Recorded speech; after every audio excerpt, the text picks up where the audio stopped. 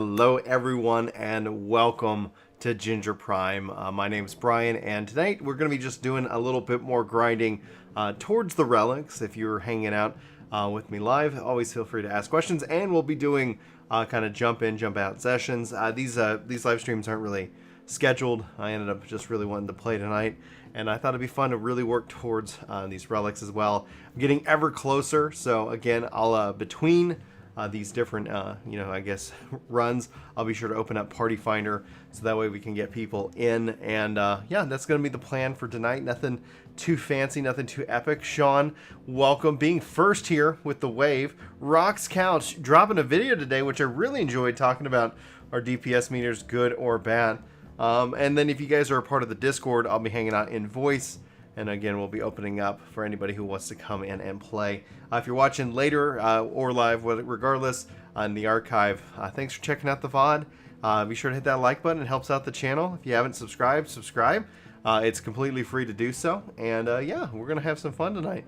What's going on, Mako Man 25? How you doing tonight? Hopefully you kids are having a good one. I don't know why I said kids, but I did. I'm just gonna own it. I've been dealing with kids all day. I guess it's just my mind's wired for that. I'm gonna go and open up Party Finder for a little bit while we kind of get warmed up here. Recruiting for, we're gonna be doing the raids, and I think I'm gonna set it to Ravenaster. Scrolling, I probably passed it. Royal City. All right, let's see here. Recruit. Boom. And what I'll do, an Angel just hit level 80, guys. Get some love in chat for Angel hitting level 80. That's huge. It's a huge accomplishment. Fatal, what's up, man? How you been? Aether, ATHE, Aether Data Center. Join in. Party Finder will be up between runs. And how do we spell Aether? There it is. All right. Finder. And if password protected. Rock's Couch. Dude, I found this awesome new YouTuber. What's up, dude? Oh, not much. How you doing, man? I'm doing great, man. And password protected. Password is 9999. Okay, so if I end up password protecting the runs, and I'll pin that to the chat. What's going on, Ryan? How you doing? Took you 35 days as that 1 to 80 in 35 days. That's pretty impressive. Hopefully you enjoyed the leveling experience. You watching a show, Rock? What's that? It sounds like someone's talking in your background. Yeah, I need to hang on. Is that better? Much. Okay. Much better. Oh man. I was watching Harry Potter. Oh, that's a fun show. Yeah. That's a fun show. Julie and I marathoned that once. We also read all of the what was the books with the like Katniss Everdeen and the Hunger Games. So yeah, we like read all of those books like we just couldn't put them down, back and forth out loud to each other, and then we saw the movies, and that was kind of like the first time I've ever read a book before seeing a movie.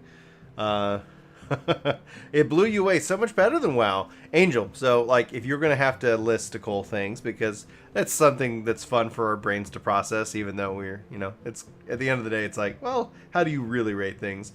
What would be your top 5 things that stood out the most to you as a player, especially over the last 35 days? Doesn't have to be any order. Honestly, you can just list whatever. I'm just generally curious. Fatal says, currently leveling an alt with 3 jobs just to see how long it will take. Currently at 50 on all 3. That's impressive, Fatal. Fluffy, what's up, man? Thank you so much for coming and hanging out. Hopefully you're enjoying your evening. And it says, hey, Brian, is it possible to attend a wedding on a different server? It is possible. You can use the data center, the world center, the world visit, as long as they're on your data center. Now that I say that, I go, you have to have an invitation. You can trade, right? They don't sell them. Huh. You have to have the invitation, but I don't believe trading is... Is trading possible when you world visit with another player? If trading is possible, you should be able to go with it, but if not, then I think... They could send them an in-game email type thing. Yeah. Brian. So I guess, yeah, if they're on their friends list, but are you able, yeah, you're able to friend people on different servers. So maybe. Consensus is maybe. I have not done it. I'm done doing good, it, Ryan. but I can't remember how I got the invitation. So you've world visited? List. Yeah. Boop, boop, boop. All right. Cool. Well, I'm going to go ahead and put myself into queue and start running some of these things. And then again, as I jump in and out of the content, I will open up Party Finder for anybody who wants to join me. Let's see here. Void Arc. And I'm questioning if I should go Dark Knight. And let's see here. Dark Knight. See how long the queue is. 13 minutes? Yeah, we're going to pass on that. We'll go back to White Mage.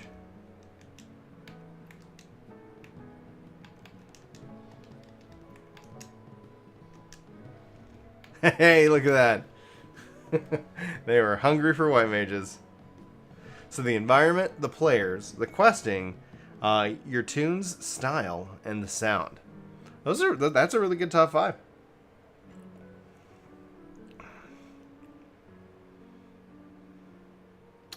Next Friday, 7 p.m. Eastern. So that'd be 6 p.m. Central. What day is that? So that would be the 16th. I'd be honored to attend. I just need to check with my wife. 6 o'clock is typically the witching hour around here with the kids. So I will have to ask and get permission on that regards. But yeah, if I can do it, Fluff, I will happily. I would love to. Ugh, I need more coffee, and I just started. I'm already yawning.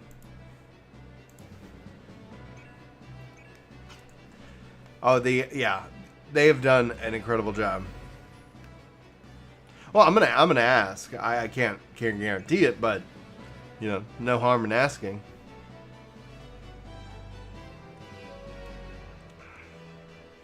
My philosophy is always ask. It's like, yeah, hey, can I do this? Oh, we're busy. We got plans. We're so and so. Like, okay. Because we've been playing on Friday nights. Because one of the things that we're talking about doing Friday evenings is getting a squad together to try and clear Palace of the Dead Heaven on High. Man, it must be late because I'm like, yeah, I'm playing stream for a little bit, and it's like, how long have I been live? 3 minutes, 4 minutes? It's like, and I'm yawning. That's what those kids will do to you, Brian. Yeah, I've been solo dad this whole weekend, so it's nice they're all asleep right now. And Julie's sending me a message. She's at a bachelorette party, so they went and floated the river in Austin, and just generally having a good time. It sounds like. So we're talking about doing that now for my birthday. I was like, yeah, I'd love to go float the river. It sounds great. That's fun. It's like, I haven't done that since I was in high school or college. It's been a while. Well, when you decide you want to do Palace of the Dead or Heaven on High, let me know, because I think I've made it quite a few levels in Palace of the Dead, well past 50. Yeah. But I'd be willing to start over with a group, for that, to get, get to 100. Yeah.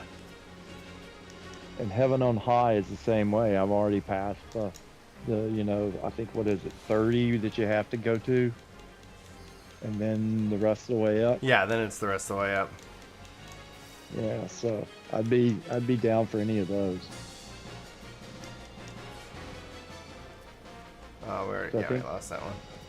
Do this one. I think I started Palace of the Dead with Randy, and we never finished up getting more higher up. Do I have solo controller guides planned? Yes, I'd like to be able to put some of those out. I have not been able to even play, so I would not assume those will be coming soon, especially because like I got a New World here in, on the 20th and 21st. So I'm planning on doing some time off for that, and so if I can squeak out some time, I'll go work on some solo. Get those controller guides rocking and rolling.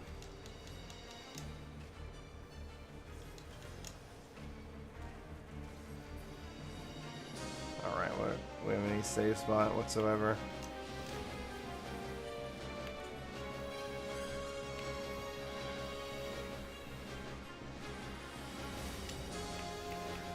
Whew. A lot of meteors out there. Hey, what's going on, Fi? How you doing? What's your favorite zone, Angel? And that question can go to everybody here in chat. Like, the solo plays great on controller, so I do have a controller. I wouldn't call it a guide, but I kind of like talk about it and how it works already on the channel.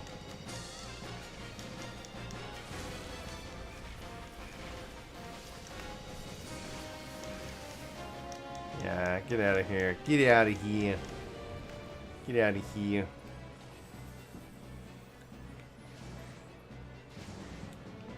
Lahi. Lahi. Oh, lahi. Yeah, we got to get that as an emote.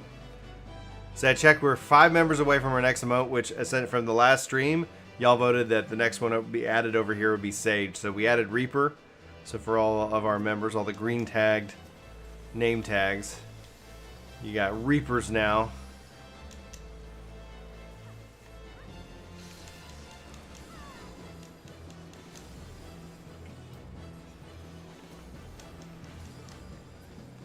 So how's your video performing, Rock? You getting is there any good feedback on it, or? Actually, I got some really good feedback. One of the comments was really thoughtful and quite a long one. It was a nice comment. I think it's been doing pretty good. I think I've already got like 17 views. That's amazing, man. 2 hours. And you're just starting out too, And I picked up a new subscriber, so. Sweet. If you really like that comment, you should highlight that in like a future video in that regards. Like, hey, got this awesome comment. Wanted to talk about it, Yeah, because basically they were pointing out some of the stuff I'd said, but they went through it and was like, that's pretty good. And I know they watched the entire video because they said they fed the dragon. They fed the dragon. There you go. There you go. That's how you know. If you made it this far into the video, if you made it this far into the live stream, sound off in the comments. I want to see some hooty hoos, or some feeding the dragons.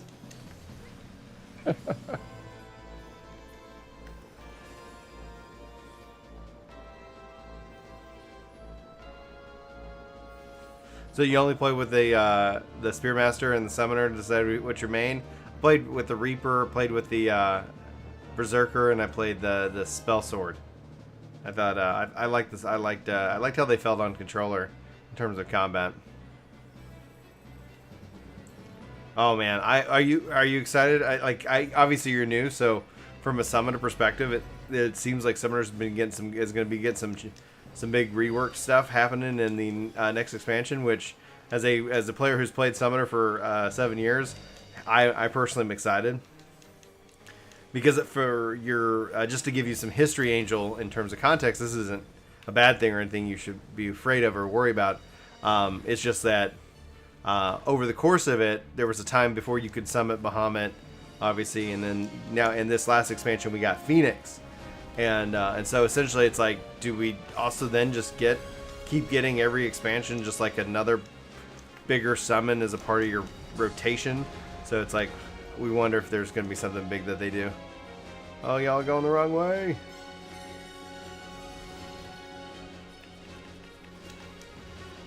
I like the idea of the summoner going in like Yeah. it was showing. Yeah. Oh, man. It was that. I was like, wait, what is happening? What's happening? Now, hopefully, like the red mage, there's got a way you can get out quickly too. Well, and that's the thing. Like, imagine if it was like you bounce in and then, okay, switch to Garuda for your bounce out.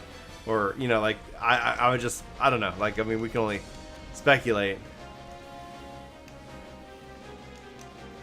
Yeah, because it didn't seem that it bounced out anyway. It stayed there, and But it exploded, and I couldn't see Ifrit after that. You know, and I was like, I didn't know if like you consumed Ifrit or if it was just the angle. Yeah, it was hard to tell. I'm hoping when we get the benchmark, we can move around enough to be able to see some of the stuff. And the concept arts, yeah, and Angel's right. In the concept arts, they showed it with Phoenix. Yeah, but if they don't end up doing Eggy Glamour, then it's like, all right, well, I mean, I just like, for me, the only thing that just as a controller player that I personally would love to see different would be the summoner like pet calls to be off the global cooldown, just because I end up just feeling like completely stuck. Like, okay, I gotta, all right, I want to do this, but I need to do this so I can get to that. And, you know, I get that's a part of the tension. No, Sephiroth joining the Vishap level tier 2. Welcome, dude. Thank you so much for that support. Getting us. Now I think we're just 4 away from a new emote slot. What up? Enjoy your emotes. We just added Reaper, and we'll keep adding. We'll keep adding more. Really appreciate that support.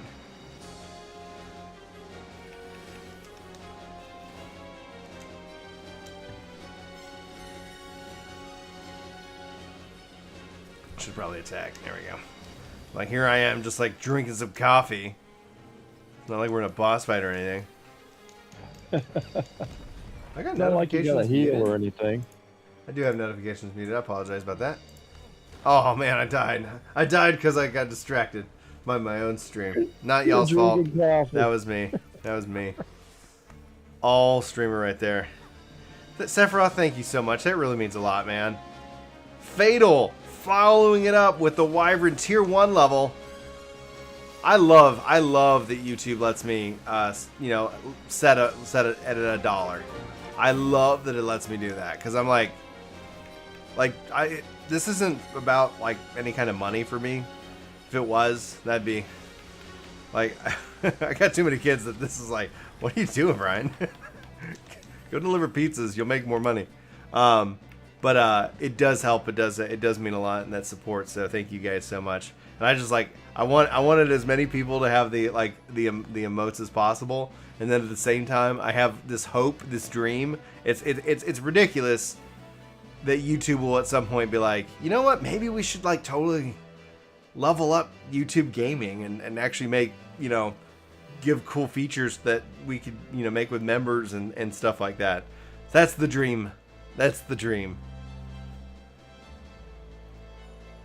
Because they just added, like, it's 2021, right? They just added, we're in subscriber only chat, which basically means it's the Twitch equivalent of the follow. They would make my day if they were like, you know what? We're just gonna call a subscribe here on YouTube a follow and a join a subscribe. Like, let's just get everybody on the same vernacular. We don't have data center visit yet, Sephiroth, and the assumption will be the next patch, which is scheduled for the 20th, but they didn't talk about it, so I would venture to bet that it's probably not happening right now.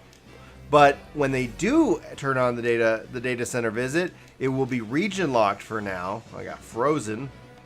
So that means NA can only visit NA, EU, Japan. But that will probably, like, I don't know how long that will last, etc.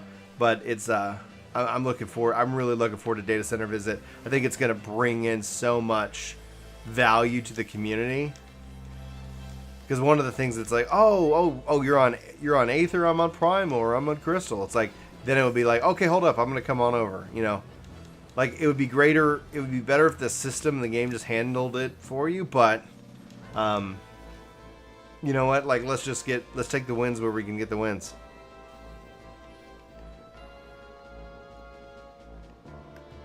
So go ahead, Rock. I think they'll probably open it up when they can put more of the money they wanted to put into the servers, because they said in the live letter they did not have the money right now, but they're expecting a lot more money coming in, and they want to put that into the servers big time. Yeah, they had like literally like a million in what, a month and a half new players. So Final Fantasy XIV is dominating right now, guys. Like, it's just crushing. And as a longtime Final Fantasy fan, I'm over the moon. I'm over the moon.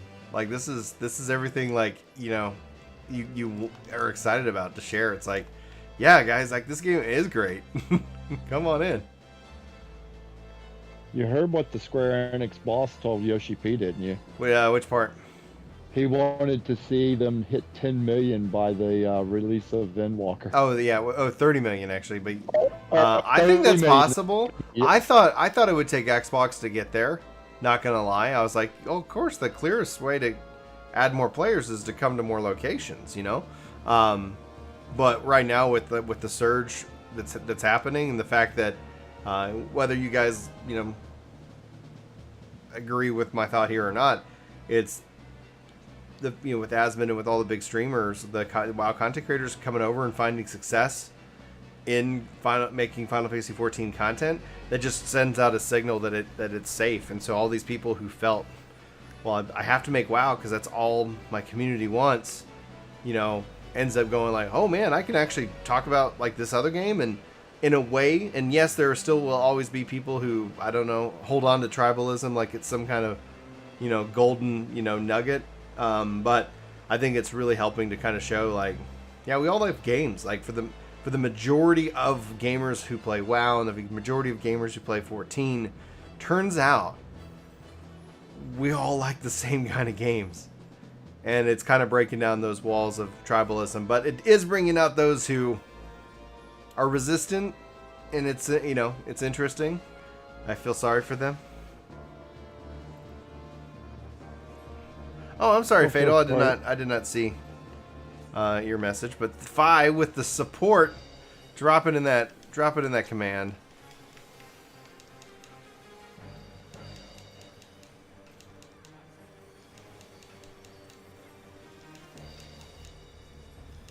So you try to get your friend who has never played anything Final Fantasy. It took over an hour for him, struggling with the website, and had to make a new email and make an account for him, or he was done. Yeah, I think that's one of the things I gathered from the latest Asmon video. It's like, I need to really work on a buyer's registration guide and get that set up for everybody.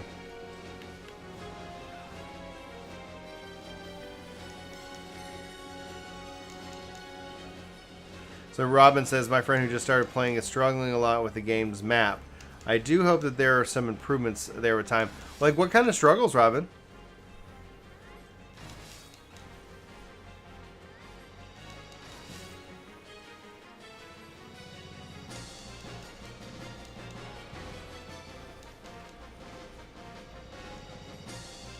Oh god, you know that, Brian?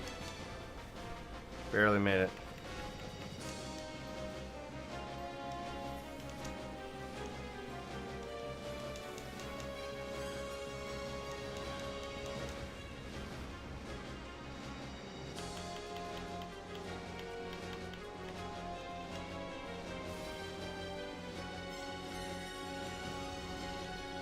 The different layers of the map, yeah. Well, like, yeah, and the map would be better if it was, like, more connected, but you can, within the map itself, you know, I don't know, I guess I'm talking about, we'll go into it, because the other thing, if y'all haven't found, y'all can actually also update the mini-map to actually, you know, adjust with how you're, which way you're facing, just by clicking on this lock and that lock, etc. So, yeah, I'll try to, you know, if there's any kind of tips or anything y'all are struggling with, happily, we'll try to answer those once we clear this content.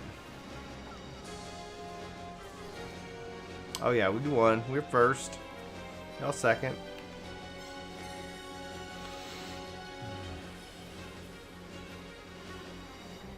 Yeah, Fluff, we're on Aether.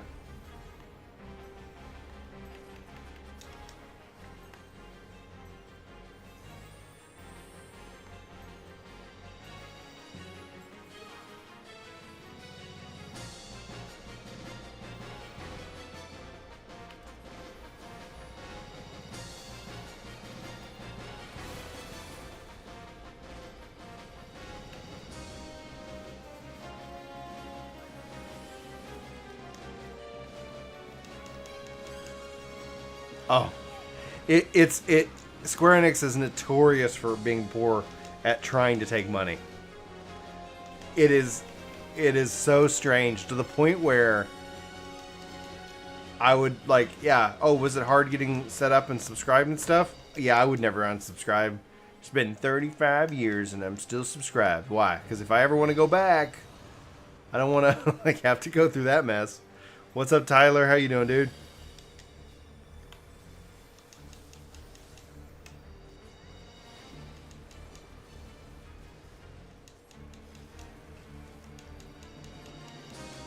Didn't Chris make a short video in gaming kind of on being subscribed all the time? Yeah, like his thing was like, it was so painful that like his wife was just like, we're gonna just put in the budget, we're never gonna let you unsubscribe from this game because it is like I'm tired of hearing you complain about it. Yeah, that's what it was. That's like that's his story right there. And Neo, that is exactly what I've been trying to tell some of these people who are just like hate baiting or something like that. They're like, Aspen's just doing it for the money. I don't care if that's true or not. It doesn't even affect us if he's just doing it for the money. Like, he's not even being paid by Square Enix to play the game. There's other WoW creators who have been, which is great. That's so smart of Square to do so. It removes these artificial barriers that people have built up in their mind, and it allows them to come into the game and hopefully have a really good time. And if they don't have a good time, that's a whole different story. Like, oh, I played it, wasn't for me. Guess what? Like, you tried it. That's what's important. Come on, guys. Yeah, but I think he's thoroughly having fun. Yeah. I mean, and people have to remember there's Asmongold, and then there's Zach. And when you watch the streams, he's Asmongold mostly. Glaive says, I've seen so many sprouts on all levels of the game. And also, hello, Ginger Prime. How you doing? Glaive, I'm doing great. I am doing great. My wife keeps texting me how much she loves me. She's a little buzzed right now. She's off on a bachelorette party with one of her high school friends. They're having an absolute blast. I've been doing solo dad this weekend, so I'm a little tired. But I'm happy that I've been able to give this to my wife because she more than deserves it. Just having a little bit of her time, going out, not having to plan and diaper bag and worry about anything. She can just be, you know? Oh, it's entertaining as heck. I think he's going to hitting 50 and he's going to start jumping in the raids. Yeah. It is to be a fight then. I am only too happy to oblige.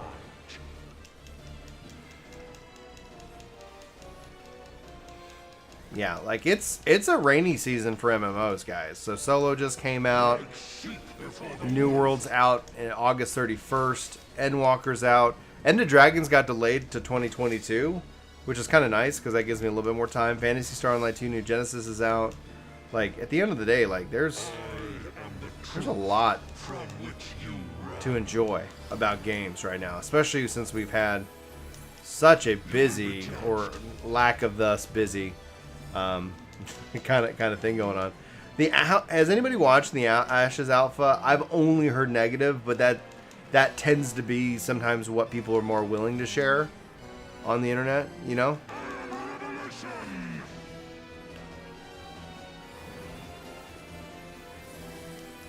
I think Mythry did a video on Ashes, maybe, for the alpha. I think he's in the alpha. Yeah, I think he did. I have to go check that out. But like, it shows a lot of guts, because like for the majority of gamers, and no disrespect to the gaming mindset, a lot of gamers don't realize what an alpha is, and thus it's like just the fact they're showing it off, people are like, oh, it doesn't look good, it looks clunky, it looks slow. It's like, that's why people, I don't know, like, why somebody was like, yeah, Ashes is coming out this year. I go, I would mark 2023 for Ashes at a minimum. So it's interesting, Robin, because 14 offers that, where like in that regards, where you can play this, you know, as an MMO. You don't have to play this as an MMO. It's a real key strength of the game. And New Game Plus, I think, is like by far one of the things that surprised me the most, because I was like, what is that? And then it's like, oh, turns out like that's massive. Because if you're somebody who's more into the MMO side and you're like, what's story? MMOs don't have story. What are you talking about? They could just go and be like, I'm just here for the raids. But then if they get hooked and then they're like, well, I would like to know more about it, then it's like, oh, you've got New Game Plus. You don't have to go start a new character. Honestly, I think it's such an ingenious idea. The only thing I think the game would benefit from is having a previously on. Like when you log in and let's say, okay, yeah, it's been 6 months since you logged in. Previously on, like here's kind of a little, and you could skip it if you wanted, but that's what I really appreciated about Dragon Quest XI. It was like previously on, it just kind of gives you like, this is where you left off, and I'm like, oh, thank you for that. Captain Azure has joined us here in voice chat. What's up, dude?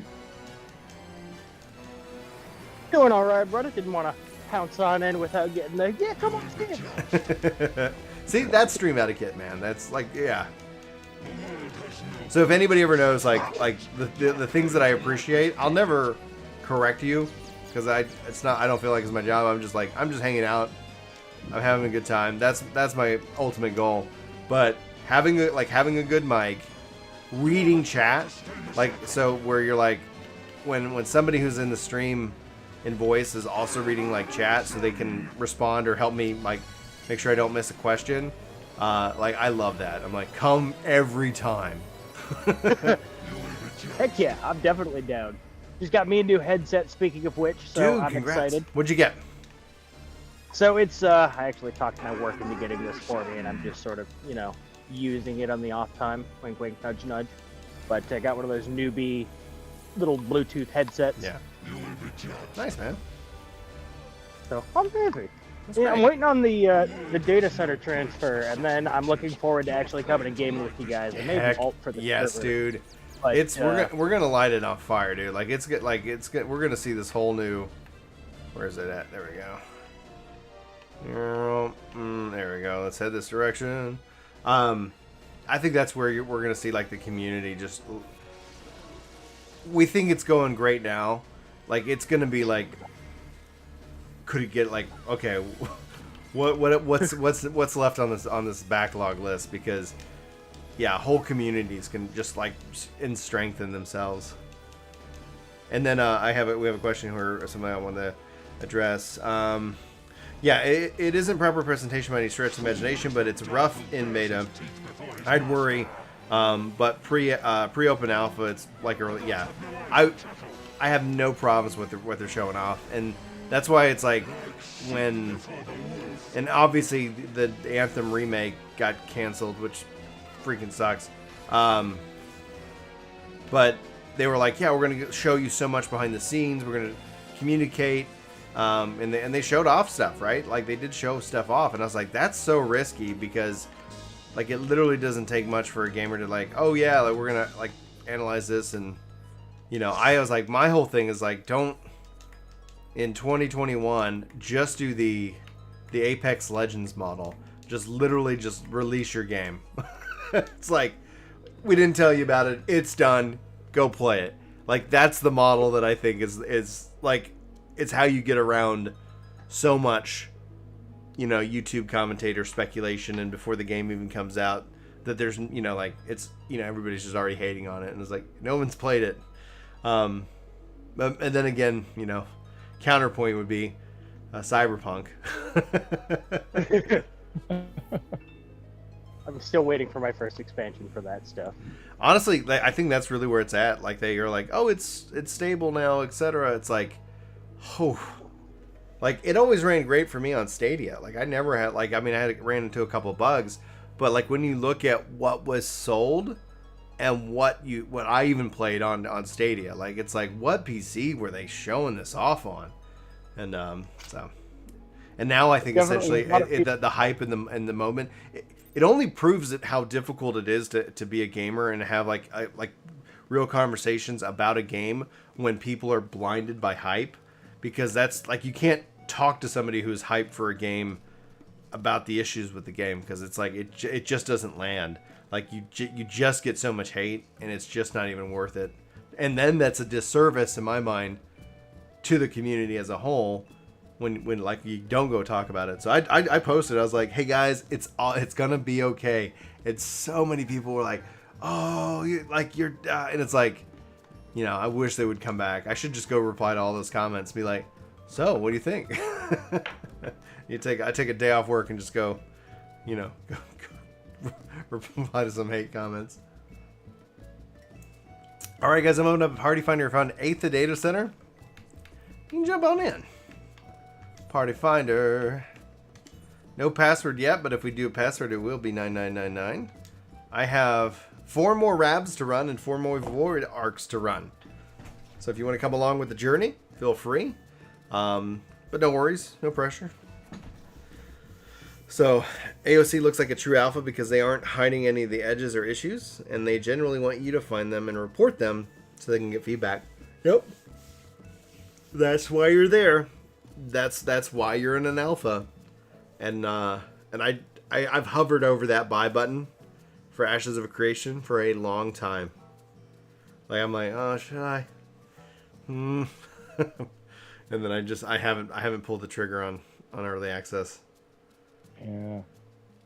I was wrong about Me3 being in the alpha. He's not in the alpha, but he tweeted about it. Okay. He's been watching other people talk about it, and he was asking, could they clearly mark which text lead to a quest and which don't. So I guess there's a problem with their quest and how to find them. Mm-hmm. Watched a little bit of Asmongold playing it the other day, and it looks really, really neat.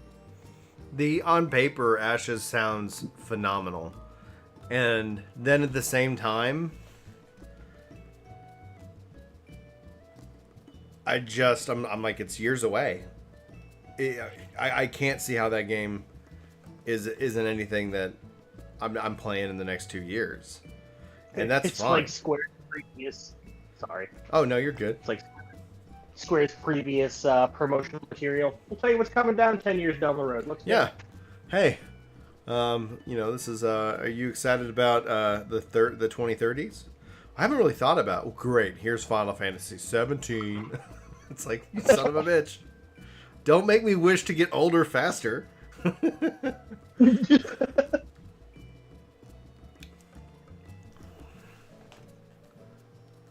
That'd be what, the 10th expansion of Final Fantasy XIV, maybe? Yeah. So Blake's right. Like, in terms of that, though, one of the things that WoW has done is that it's created a model of expectation for players. Ashes is being pitched as a sandbox MMORPG, which is the smarter MMO model.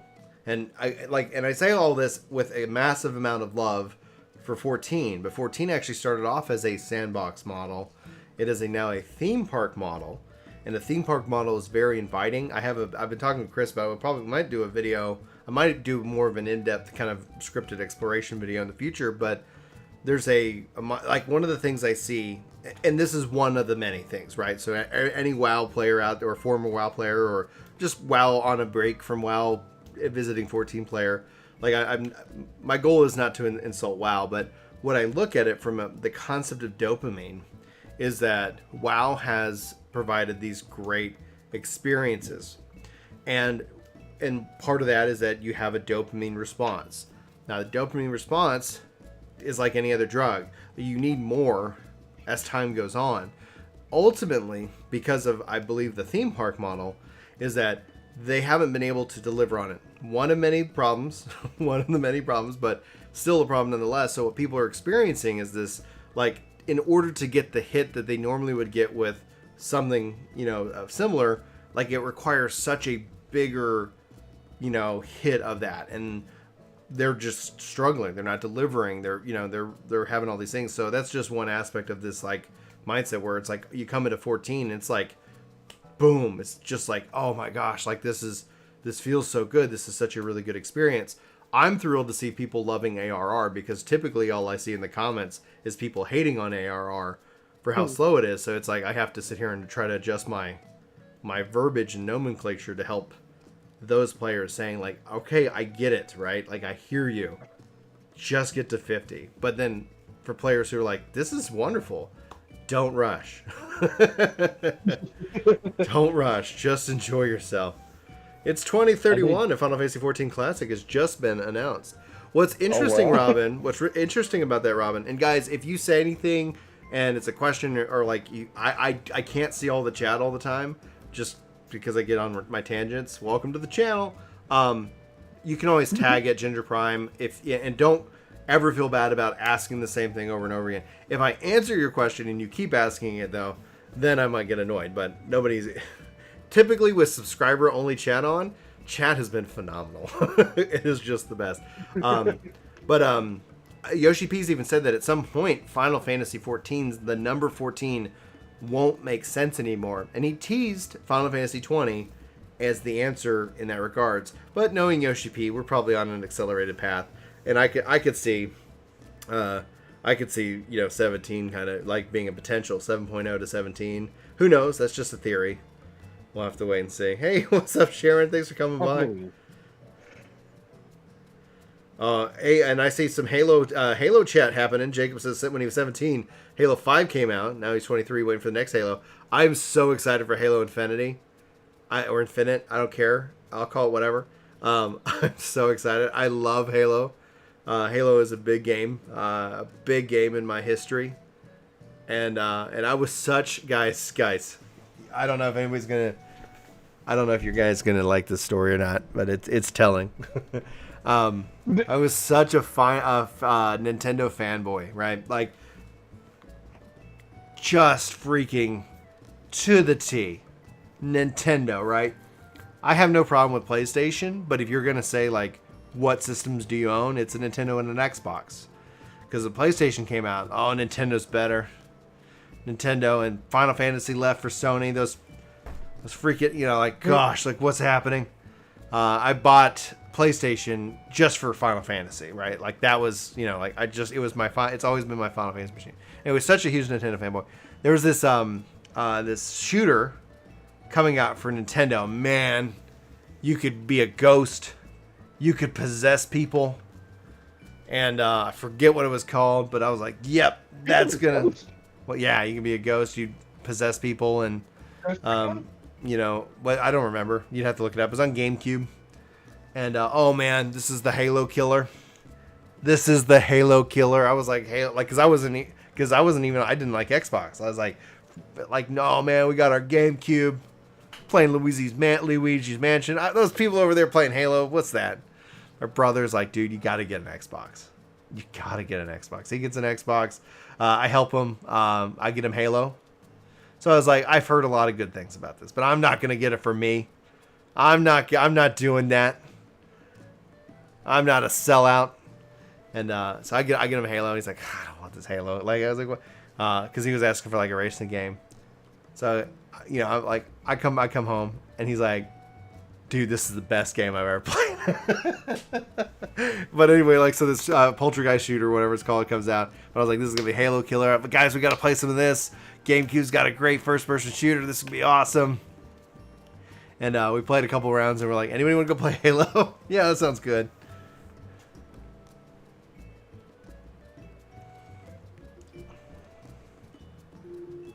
Oh yeah, like I did actually, like I covered here on the channel as well. If you haven't seen that video, so they launched a We Are Vanna Deal Final Fantasy XI site. Next year's the 20th anniversary. 3 years ago, they announced they were working on something big for the 20th anniversary. I hate that they said that because my mind starts being like, oh yeah, and then Missed Era 100%. Nintendo, it's like I went from fanboy to like.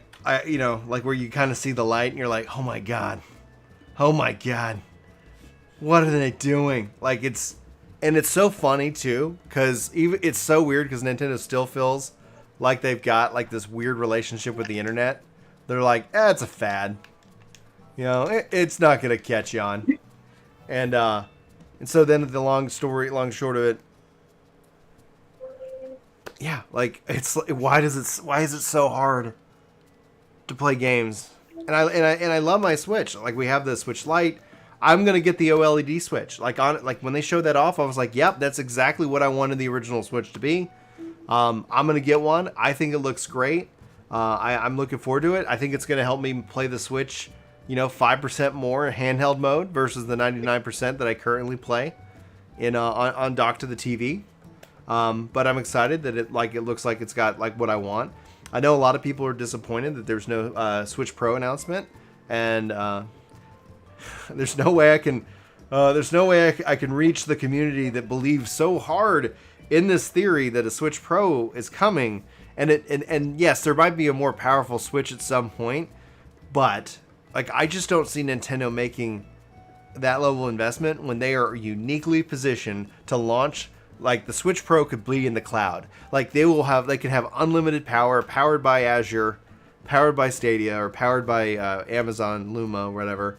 Because any of these companies would 100% happy to work with Nintendo on their cloud platform. And then you have their Switch built in to take advantage of it. Like that's the theory I have. I'm sure we'll see like upgraded physical hardware, but like the Switch Pro, I always just felt like it's just some kind of rite of passage that YouTubers have to talk about every year.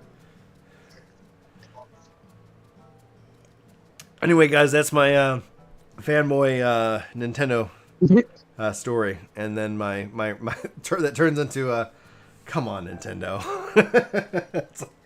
It's so much easier to play games everywhere else, and why is your library so phenomenal? Picked up my Switch for Pokemon Sword and Shield. Yeah. And then got what we got and went, I'm sad at myself. Yeah, 3 years ago. And that's what I hope, Blake. So, true story. So, they canceled the Final Fantasy XI R, which was built on Unreal. And they said it was for phones. And I was like, you know what? My hope is that they'll learn from Fortnite and say, you know what? You can make a game that's on phone, but it can run everywhere. Like, why just limit yourself to the phone, right? Like, bring it to phone. Cool. Let me install it on my PC. Awesome. You know, like Genshin. Just, okay, cool. I'm gonna play. Like, I don't play phone games, but just that fact that I could be like playing here, could hop off, play on my phone. It's like ready to rock and roll. So that was on Unreal. I was like, man, I hope they do something. Well, anyway, they canceled it. And so my personal hope, honestly, is that I hope that Square Enix actually owns the work that they've done on Final Fantasy XI Unreal version, right? Because they worked on that for 5 years. My hope is that they own it, that they just take it over, make it their thing, and actually release an Unreal edition of Final Fantasy XI Remake. Well, they hired Nexon to do it, right? They did originally. Nexon was in charge. And that's why I hope that Square Enix owns that work by Nexon, because they got canceled. So I bet they own the assets, but I bet they don't own the programming. Yeah, and that's, those deals get fascinating. It all depends on what percentage investment, right? Because it's like, okay, you're going to make this up on the back end, or da. So there's all kinds of ways you structure those deals, but we will find out. Yeah, what really sucks, but I think that was going to be 20th anniversary announcement, and then they're like, oh, well, now we don't have anything. This doesn't make sense. Like, you're gonna, if you make it, because when you look at 11 and you look at where 14 is, if you married these two together, it's almost the perfect game where you have you want a sandbox, hardcore multiplayer focused MMORPG, you got 11. Oh, you want a story driven narrative, game that you can just hop in, you can hop out, cool, we got 14. We're gonna put those all in the same launcher. We're gonna have the same subscription. So you want to take a break from 14? You didn't get an ultimate this summer, not a problem. You got so much content you can go and explore in 11, and then what you do is you upgrade that UI.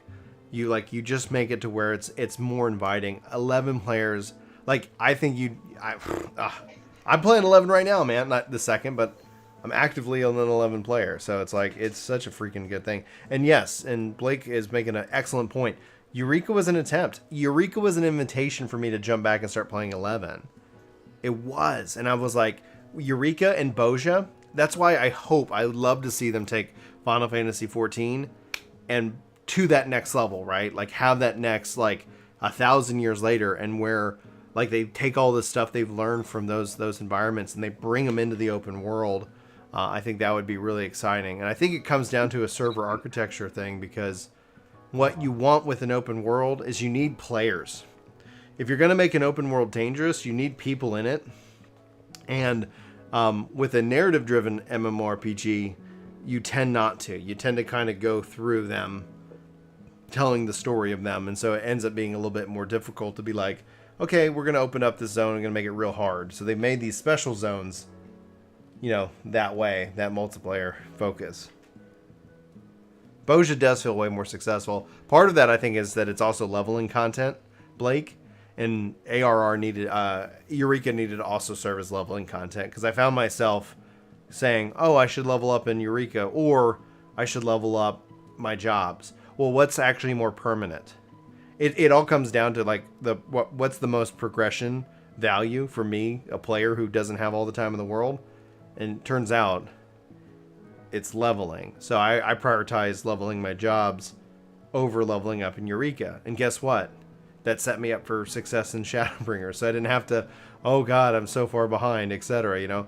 But that's also what's changed as a content creator, because I know that Endwalker is going to launch, and I'm going to get probably the comments within a day or two, hey, when's the controller guides?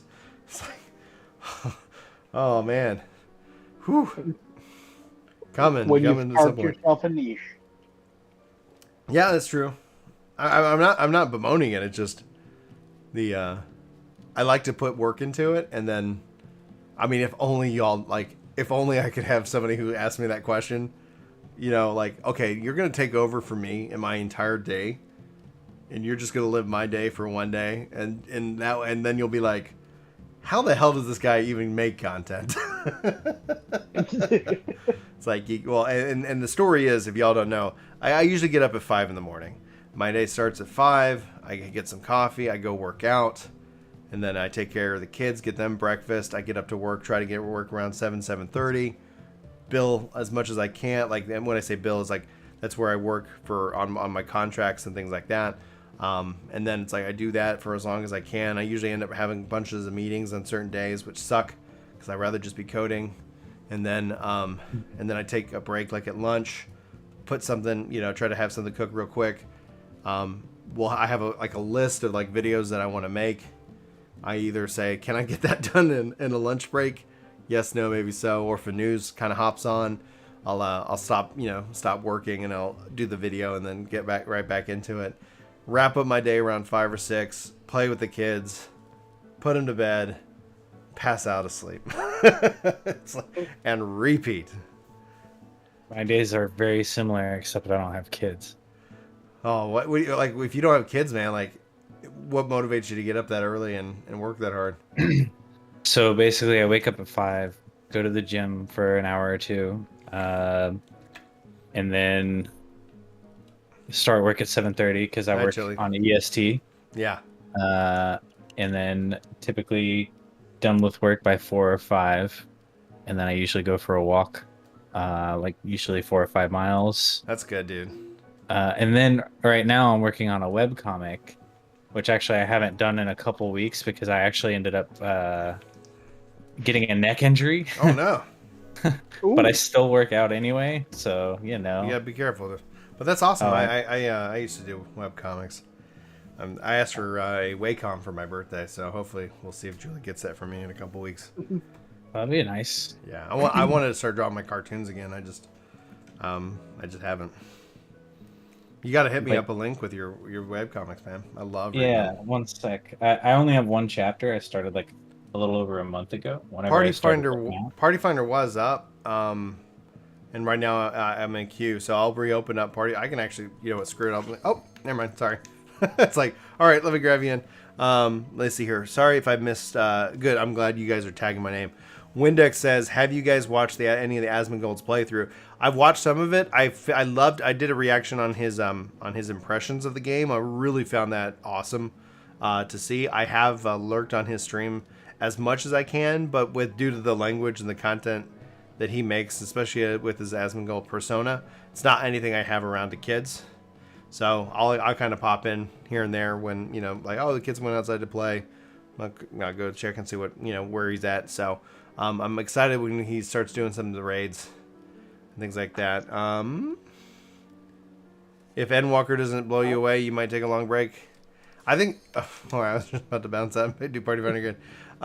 Yeah, like, honestly, one of the things that's really great and healthy about the game is that that's encouraged. But what I hope to see at some point is that if you have that one sub and maybe you liked 11 or what, like, who knows, like that, and if it was remade so that it was not like a nightmare to get into, it's easier today, but still, like, it'd be nice.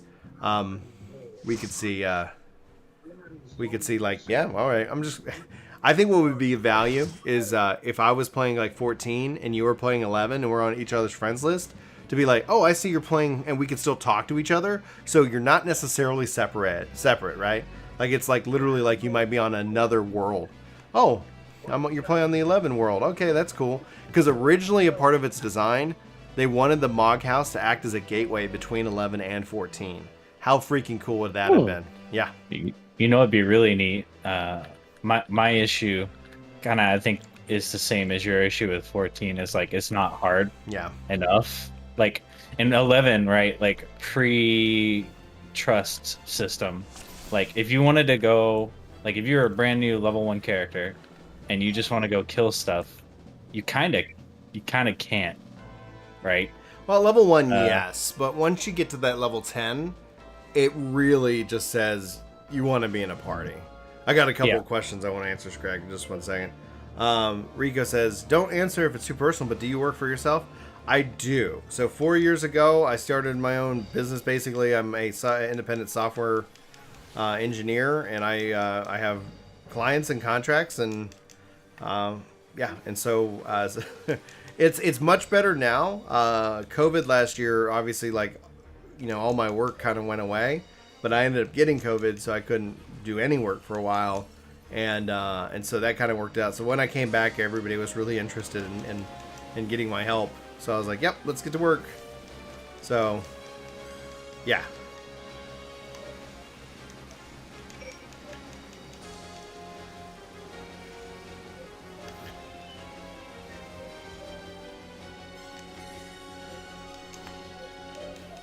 An awkward moment when you try to fly and realize you haven't grabbed a single Aether current. Oh yeah, you're like, no. Robin says, any quality of life changes you like to see for Endwalker? I personally would like if the enemy list could show you what the enemies you put dots on. That would be a really nice quality of life feature. I haven't really thought about how the enemy list could kind of tell me who's got my dots on them, but I could see that be a huge value. So, oh, it's falling off the boss. Let me just pop that on the boss real quick, or yeah, because that would be that. I could see how that could be a real treat. Oh, guys, we haven't got these. Oh no. Sprinting. Get them all. I Okay. hate lag. Pro white mage move, guys. Pro gamer right there. That's a pro gamer move. Quality of life all really kind of for me stems right now into controller. I want the PvP combo system. Not necessarily does that mean I need a simplification of the skills that much, but there's certain skills that like I want to do one than the other. And like honestly, like I think that the system could really benefit from some intelligence. Paladin is an example of that, where like I would like that, like especially when you have skills that are situational and based solely off of like some of the options that you've put together. Like I think that would be very helpful, and I'd like to see a little bit more comfort and things like that. And the fact that they've got those in already for some of these fights, I think that'd be really nice. I missed sorry, I'll scroll up here. Windex, he is so expressive, it makes me remember the wonder from when I first started. That's one of the beautiful things about it. Like, if you won't be able to ever really relive your Final Fantasy XIV playthrough, except for with the fact you kind of can when you go and you watch somebody else do it. And you're like, yes, in that regards. Should have turned in gear. I need to do that.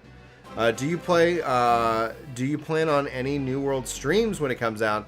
I'm in the closed beta, and I can see you all getting into it. So, Woody, yes. In fact, I'm actually scheduled to be off work on the 20th and 21st. That's basically what I tell all my clients. Yo, I'm not at work. Like, don't call me. I will see you guys on the 22nd. Part of that's to hopefully get plenty of game time, so I can help build out as much content for the the game before its release. But yes, I'll actually be live streaming it, but the 20th and the 21st, assuming the servers are stable. And if the servers aren't stable, I'll probably go to work and reshift, just because I want to make sure I get 2 good days, with as much game time as I can. I'm gonna keep playing it after that, but I can't take off. That's the when in the terms of like content creators that are full time versus Brian, who's it's definitely not. It's like, and I don't ever intend to be. Just FYI, so don't like Lax hitting that Bahamut tier 3 club, dude. Thank you so much, bringing us, I think, to just 4 members shy of our next emote for the adding in Sage. Thank you so much for that support. Fluffy says, not kid friendly for sure, but very entertaining. He's doing an amazing job of presenting the content from a positive light. Yeah, I honestly, it's like, if nothing else, it's really even pissing off the trolls, the toxic side of the 14 community, which is very small, but man, those mother effers are something they deal with, man. Like every time, it's like just venom, pure venom from them. GP, what's my favorite job out of curiosity? I like overall, without in the history of Final Fantasy, Time Mage, and that's one of the things I wish they brought to 11. They have not. And in the case of 14, I really enjoy Summoner when I don't factor in Shadowbringers. And right now I've just been really just digging on White Mage, like, honestly, to the point where I'm like, do I even tank anymore? It's like, I do apologize if I miss stuff. I'm going to Fluffy. Do you have Streamlabs for this channel? Yeah, I do. I do. I think, yeah, that's what I stream on.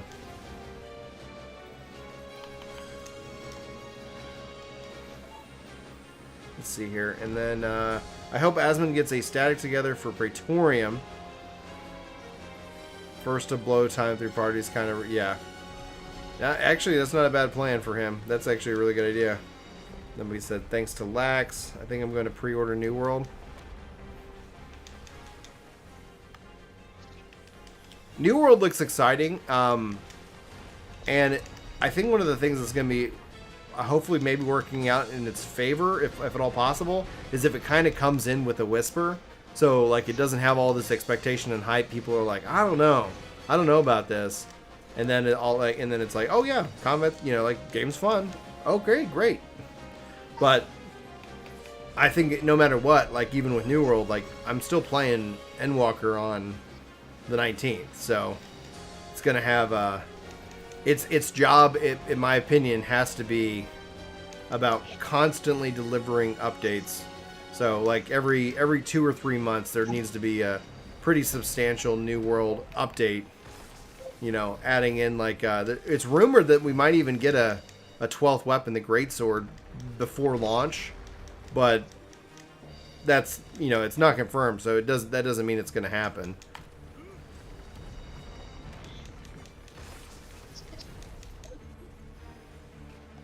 But for me, when I stepped into New World, I was like, holy crap, holy crap. Okay. He chose poorly.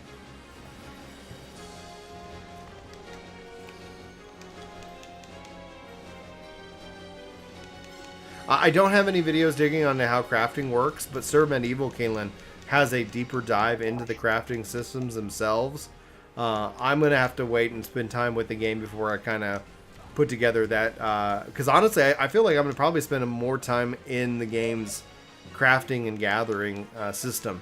With the player-driven economy, I'm just really excited how that has a chance to play out. Can you even compare any of those 3 games with 3 games?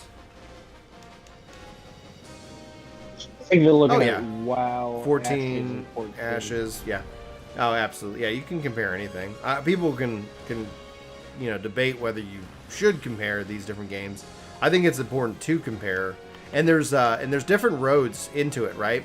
I would say that it's going to be more up, like a WoW player or a former WoW player probably will end up connecting more with New World easier than a 14 player who really loves the story, at least based off my preview, when the game itself, because, you know, it wasn't really heavily story driven. 14 is, and it's obviously got 14 is going, you're competing against this saga versus like, we're trying to just kind of get into it. So, aesthetically, I didn't think I was going to be really interested in the visuals of New World, but when you get into the world, it all kind of just fits. So it wasn't like, that actually was something that I was like, oh, this is really nice. I really enjoy how this all comes together and feels. It's very immersive. But, you know, Ashes is more sandbox. New World was more set up as a sandbox, but I think they're kind of, what I've always kind of looked at what New World's trying to do is create what I call a sand park, where it's like, yep, sandbox, theme park combined. Let's go.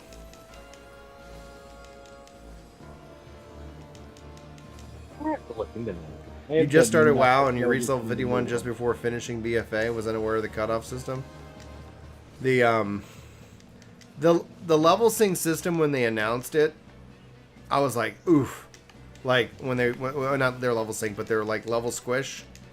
I was like, ooh, gosh, that feels like it would hurt. Like if Yoshi P said, Endwalker, we're setting the level cap to 50 and we're scaling everything down. I wouldn't enjoy that. Like personally, I'd feel like, even if it's better for the game, right? Even if we can make every argument under the sun of why this is better for 14 in the long run, it still wouldn't feel good. But as a new player who never played WoW and did go play Shadowlands, it was less intimidating to not have to say 130 levels or 140. So I honestly think 14 should go to a level cap of like 99 and no higher. And just kind of say, yep, there we go. And then you can have future stuff all like horizontal progression if you want to do something like that.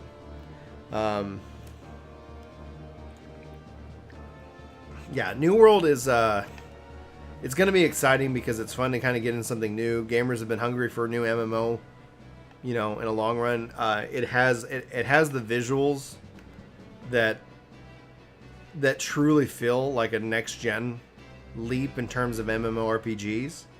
And so there's a lot of things that it has going for it. However, nobody trusts Amazon because we don't know what, you know, like, all right, they like you get the game and it's like, okay, like do they communicate, do they listen? And so far they've been doing that, but you know, the only thing that will build trust with Amazon is time. So we just they don't have a good track record. Well, it's not even that they don't have a good track record. In my mind, they don't even have a record because they had one game, they ended up pulling it, and that shows a lot of chutzpah. You know, it does, and the fact that they also delayed New World a year shows a lot because I think a lot of gamers are like, well, you know, like you don't want to like a delay, you groan, but a bad game comes out and they're like, why didn't they delay it? And the New World's like, I actually enjoyed the preview. I was like, I'd be fine if they released it today. Let's go. But then like they delayed for a year, and it's like, and if the game's better for it, it's like that was costly. That cost them, you know, and the fact that Amazon can do that, only a handful of companies can do that. Others would fold. Like, oh, we gotta get money coming in, and Ashes is already selling people stuff, you know. And nothing against them for doing so. It's just, you know, they don't have the they don't have the wallet that Amazon has. What's up, Fear the Beard? How you doing, man?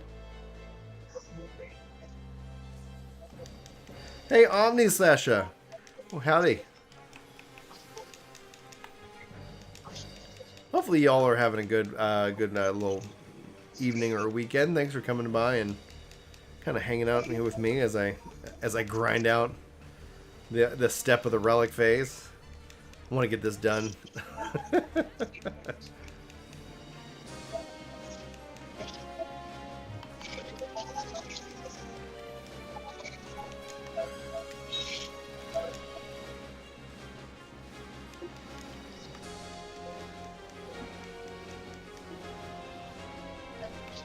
Oh, it hits so hard. I'm not used to this. The tutorial dungeon in what game? Well, thanks. Hopefully it's a relaxing and chill stream for you.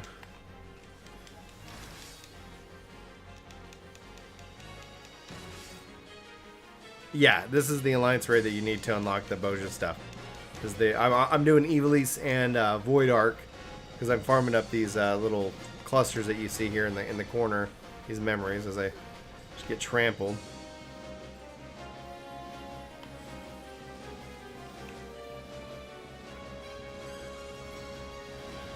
Hey, Tally, how you been? Oh, God.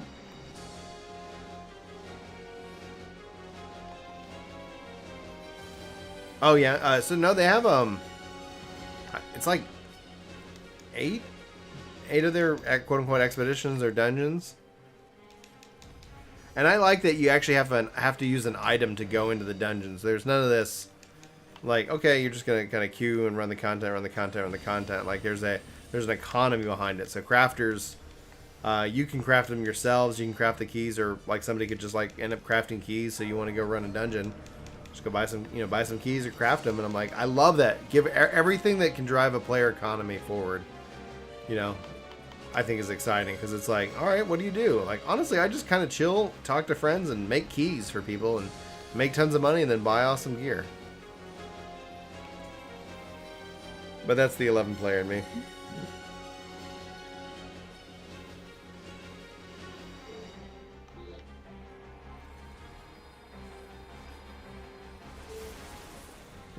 Well, Brian, I think I'm going to say good night. Good night, Rock. Great video today, by the way. Yeah, so it's been a long day. Yeah, that it has. I don't know how late I'm staying up, but I'm gonna just kind of play a little bit. It's kind of nice. Get some rest, dude. Okay, later, everyone. Have a good night. I've never played Albion Online, but I saw all the ads for it, and I'm not gonna lie. Like I did hover over that buy button quite a bit. I don't know. There's been a couple games that's like I would just like to kind of play and touch a little bit, but at the end of the day, it's like I just never pulled the trigger on them, and there is a sunken cost. Like I'm just like, yep, I'm good. Like I'm having fun, at 14, because like if you'd say, hey Brian, you want to play Albion Online or work on your Blue Mage, in Final Fantasy XIV, I'd be like, oh, Blue Mage. Because that's kind of one of my new goals within the game itself. It's like I want to finish up Blue Mage. I think that'd be a really fun, guide to make. Probably a lot of work based on how Blue Mage is, but it is what it is. speaking of Blue Mage, can I give a shout out to a content creator real quick? Oh, go ahead. Absolutely. So, if you guys are not familiar, there is a dude that goes by Blue Academy. Okay. Found him, gosh, I don't even know how I stumbled upon his content. But, oh man, Happy had some good guides out there. The stuff this guy puts out made Happy's go. Watch all of these now. Send me a link. I'd like to check this guy out. Yeah. I'm gonna pull that up. Okay, actually bookmark this thing.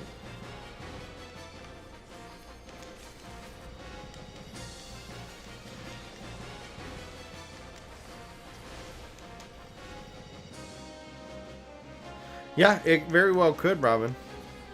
Like, hey, I spent a key on this and it didn't go well. Yeah, it could.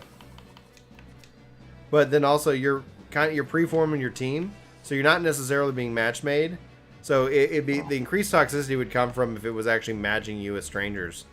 So it's like, oh gosh, why did I get this group as opposed to like, oh okay, like, have you done this before? Let's dive in, etc.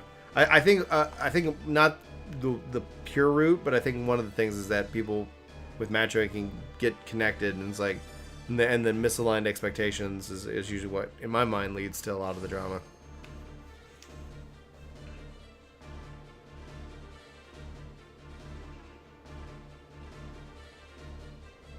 Drop a link, Mystera.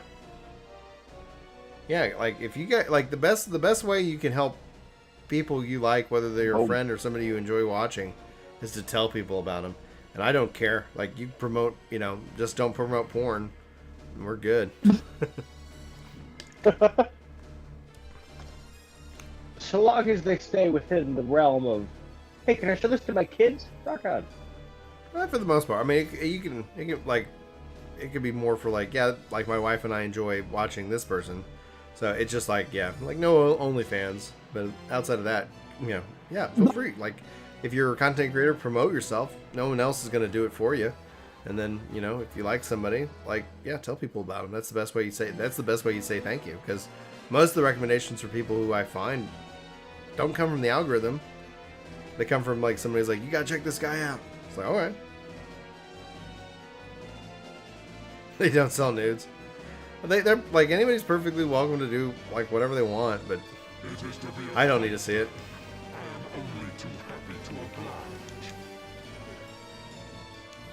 So, Caitlin's saying hot tub streams?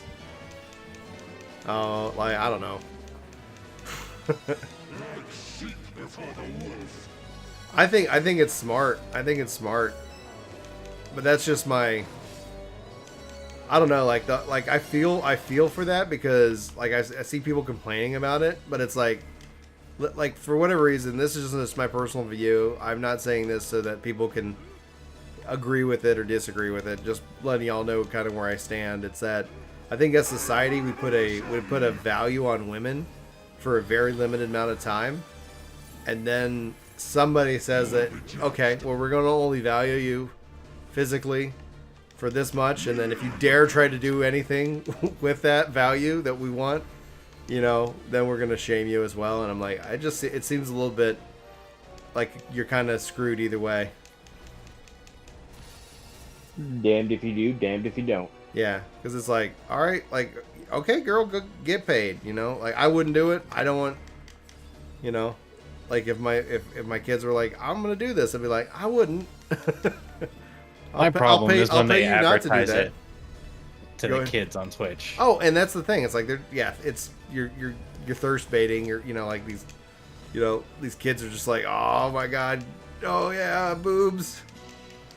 Like, yeah, that's like how your Twitch. brain's wired right now. I get it. Your hormones are going haywire. Yeah, you go on Twitch and you're like, oh, who's this attractive lady? What, she's playing the ukulele? Oh, that's cool. Yeah. Oh, hey, she's got her social links here. Oh, the top one is OnlyFans. Okay, What yeah, a concept. totally. Yeah. A 15-year-old is totally not gonna click that, right? No, that's No, the you're danger. being That's the that. danger in it, and it's like, and that's where it's like, I tell you, I'm fully conflicted, and at the same time, like, I see how like it's just based off of Hollywood. It's like we can sit here and say it. It's like, yeah, remember that like that beautiful actress, you know, in that movie 5 years ago. Yeah, she's done. It's this new beautiful actress because there's like, it's just this value that entertainment puts on women. I'm like, oh man, like I do not blame them for that. It's like, okay, like you have a window of which that the market, for lack of a better term, is going to say you can get paid, and it's like, oh man, I'm happy I'm a dude because it's like, okay. Oh, you're not attractive. Not a problem. I'm still gonna do whatever. Like, You are the blood to stain the circle. I am Domination. I've never actually seen any of Pokemon stuff. You will be judged.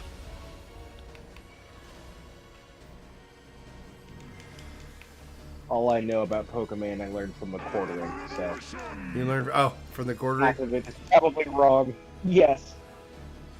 You made a back a while ago. You were talking about echo chambers and Oh, yeah. sticking with only the people that reflect your viewpoint.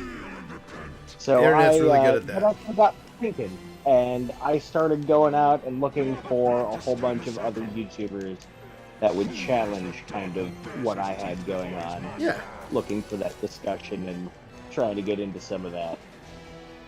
it's healthy for your mind, even if it doesn't end up concluding with it. Because I disagree with some things that people say, but it's important to hear them. And it's like, yeah, I need to like hear them because I want to because I could be wrong. I think it starts with that mindset, and then it's like, well, let's discuss. But the internet doesn't necessarily serve as that battleground because it's so easy to just to be like, I don't want to see that, I don't want to hear that, I've had a hard day, I'm tired, just tell me I'm right. I done did my thinking for the day. Let me vegetable now. Yeah, it's like I just want to, and then it's like, okay.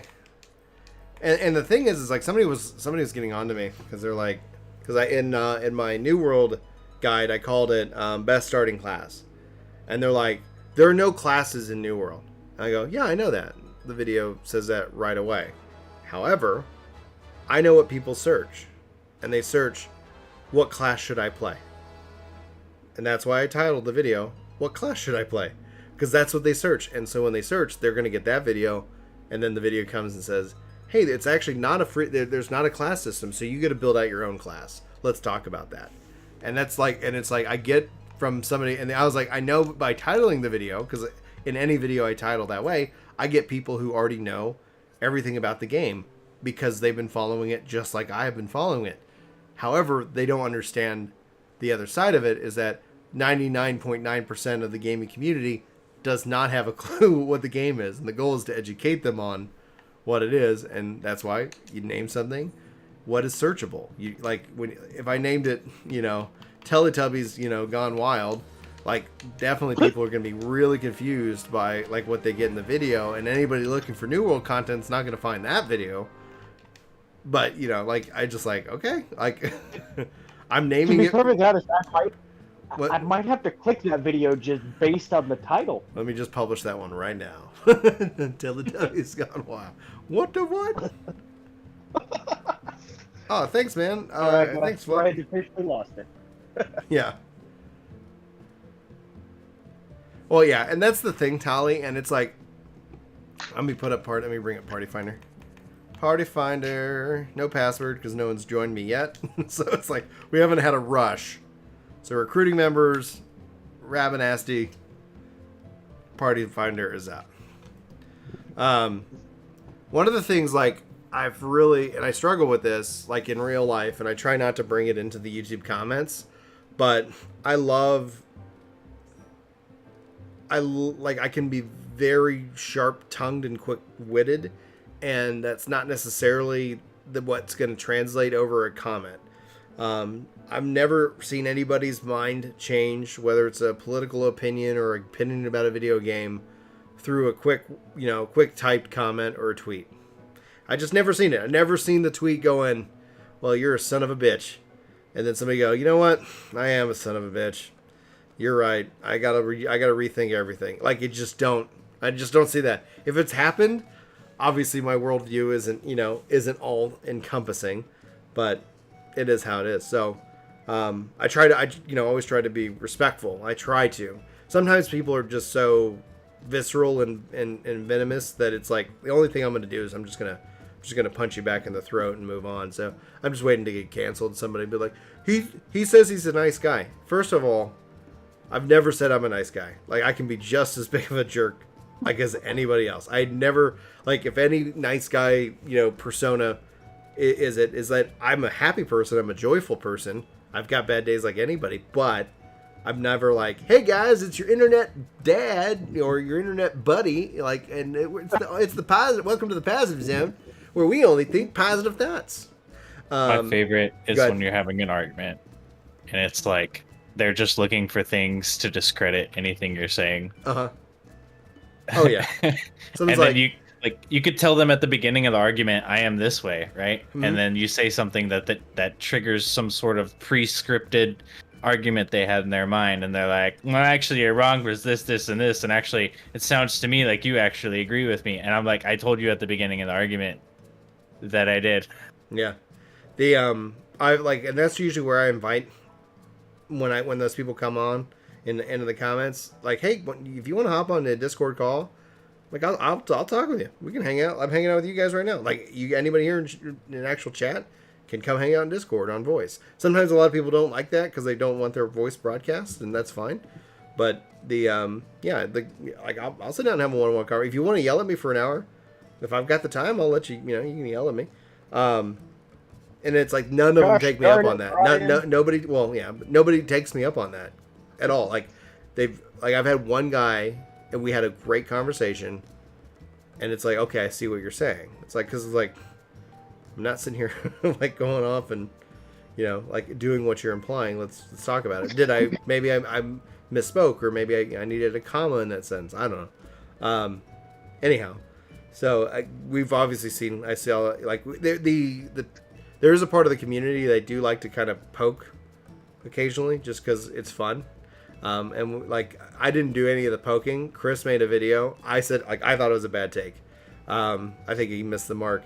But I talk about it, and then it's like, and that invited a lot of these people, like, you're a piece of crap, Ryan, blah, blah, blah, blah, blah, blah. It's like, I was like, you do realize that Chris and I are two different people. And it's like, and then I got in this one thing, and this guy he's just visceral. I'm like, dude, if you want to get on a voice call, like, I don't understand what you're saying, because everything you're saying is quantifiably disproven if you take it. And that's the thing that just the thing that frustrates me, and I wish it didn't, but it just does. It's laziness. And I don't mean like, yo, I took a nap on Sunday, I'm lazy. No, you're not. Like, but it's just like, you could like, if you literally watched any of my content, you would know what you're saying is like completely false. Like, it's just, I'm just like, maybe it's pre-scripted or whatever, but it's like, okay, look at my homepage. It's like, nothing of what you're saying is true. And then he's like, but you did a reaction to Bellular 4 weeks ago. You're piggybacking off of him. It's like, I was asked to do that reaction to Bellular. That was like 3, even 4 weeks ago at this point.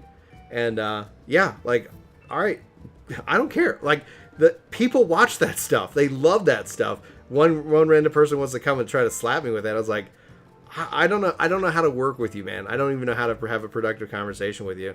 Like, and then the reason why I did that the last reaction to the Asmongold one, I was hoping he'd come into the comments, man. Because my reply to him was going to be like, I literally made this for you. I can be a little bit of a troll sometimes. I enjoy the fact that he actually goes back and watches people's reactions on some of the stuff that he does to see kind of what their take is on his take. Mm-hmm. Oh, he totally does. He like Googles his name all the time. Little narcissist. It's like, all right. I don't think it's that. I think it's just content. And it's like, when I'm only allowed to be right when you agree with me. That's funny. Oh, one second. Show anyone? Let me check Streamlabs real quick. Let's see here. Also, we got some applications in the FC. Anybody able to approve those, or just officers? I'm in. 1 second. Let's see here.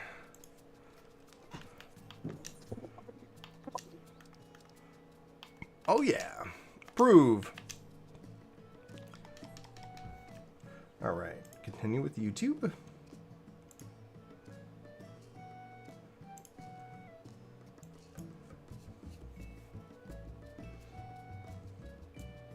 Streamlabs.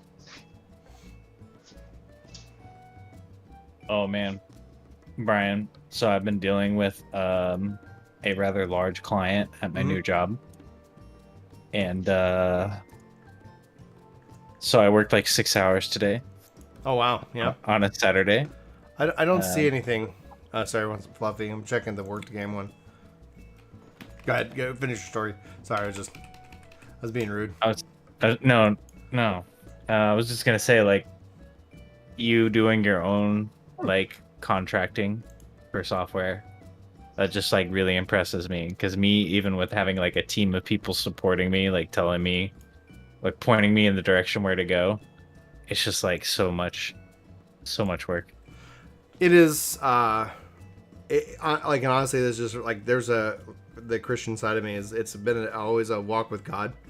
100%. There's been days where I've gone to sleep and didn't have work in the morning, and it's like, all right, well, we'll see if I wake up and apply for jobs and do this, and then sometimes I go to bed and woke up with like, oh, there's 3 new contracts ready to rock and roll. Right now it's like we've got it very stable and growing, and so it's like 4 years in, got a decent clientele, diversified revenue stream, and then y'all support. Someone's like, would you ever do full-time content? It's like, no, but like y'all support has helped in terms of like, well, I don't actually have anything that I need to get done today. Like, oh, I'll make some videos and have some fun with that, so it does in that regards. But the goal is that I can hopefully get to a point where I want to make a game, and I want to also like try to make like my own software and things like that, just because when I look at how to provide for my growing family, it's like, all right, I need more things coming from all different sources, so I don't like, oh yeah, no contracts, or no new contracts, and what am I gonna do in August? Like, oh, not a problem, I got other things coming in, but it's kind of like this thing, like every time I'm like, well, maybe I should get a real job, I guess, for lack of a better term. Every time I think that, then it's like I get like two contracts. Like, hey Brian, we need you to work on this. It's going to be a 6-month deal. I'm like, okay. Oh my god, I turned down an 18-month contract from a large company that starts with M and ends with soft. Oh, dude. Twice. I've thought, like, I have resumes over to them, and I've talked with them. My brother-in-law works for them. I'd be honestly happy to work for them. Like, I've looked at their AI. Like, if Microsoft was like, hey, we want you to work on the Xbox team, I probably, oh man, like, that would be cool. Like, I would really like that. That would be something I'd wrestle with, as long as they let me work from home and whatnot. I think that would be something that would be interesting. I don't know how, like, the caveat would be like, can I still make YouTube videos? And if they said no, then I'd be like, well, I can't do that. My thing with them is they kind of try to, like, they didn't really try to lowball me per se. Like, it was a decent offer, but then when I said no, and they go, okay, we're increasing that offer by 20,000, and I said no again. They're like, what about 20,000 more? I was like, all right, if you'd have offered that the first time, then I would have said yes. How do I see messages in Streamlabs? Oh, my email. What email is it set up there?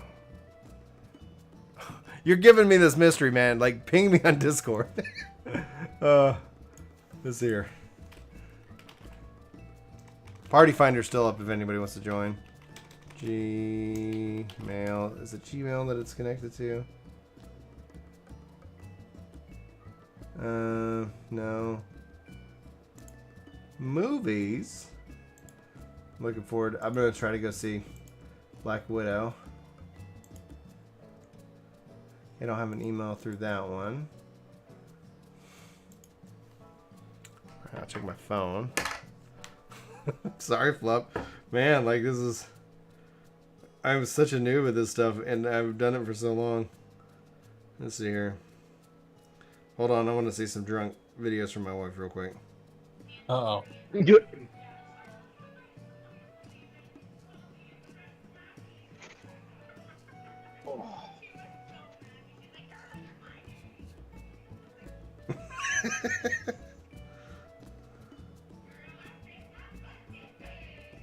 No, I don't. Oh, that's so funny.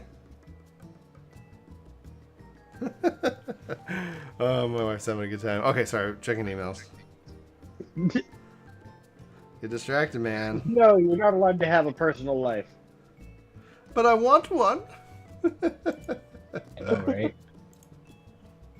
The past like 3 weeks in a row, I've been like, all right, hey everybody, is anything going on this weekend? No response. Nothing. Hurts. All right. Hmm.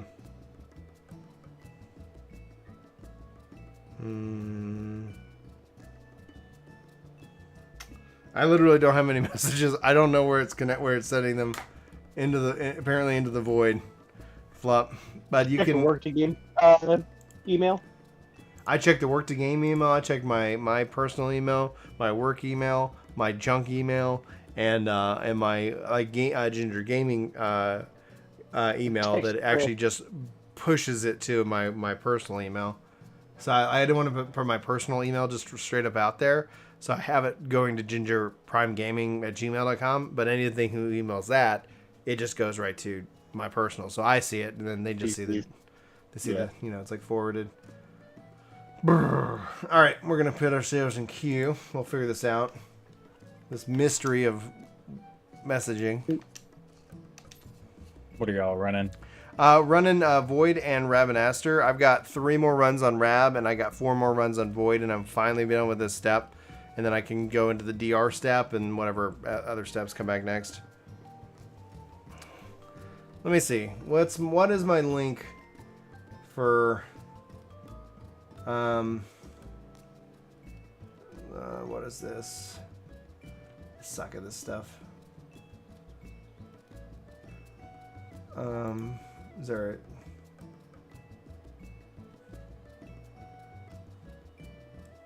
settings? What is the page? Like my brand, my custom tip page, I guess. Let's go here. And I don't want editor. I just want to go to what's the link?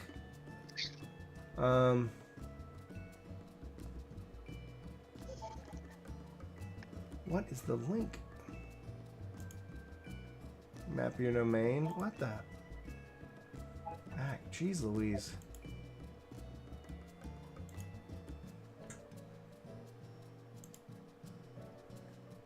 Okay, why is it Del Monte B1? What the hell?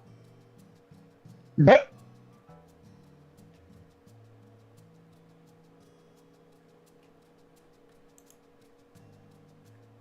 I think 17 is going to be an MMO. I think that makes sense. 11 to 14, there's 3. 14 to 17, there's 3. I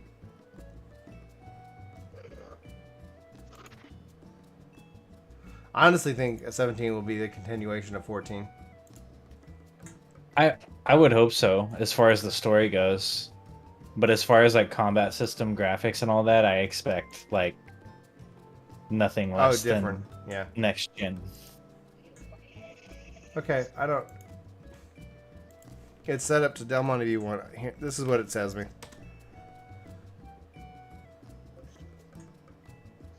Don't know why.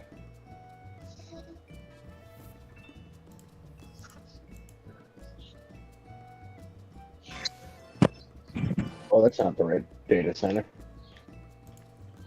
Shoot, don't you know what Primal is? Yeah, we're on the Aether. Wait, are y'all? Now, if you want to help Mr. then you can, but it should be no pressure. We're all just hanging out. Help with what? I'm running Void Arc and Ravenaster over again and over again until I get this step done, and then yeah. Which one is that one again? It's the step before the 5 DR runs. I started another new character today. Oh wow! Is it what number? Total or just on the server? This server. 3. It's not bad. So my question is, what do you have to collect again?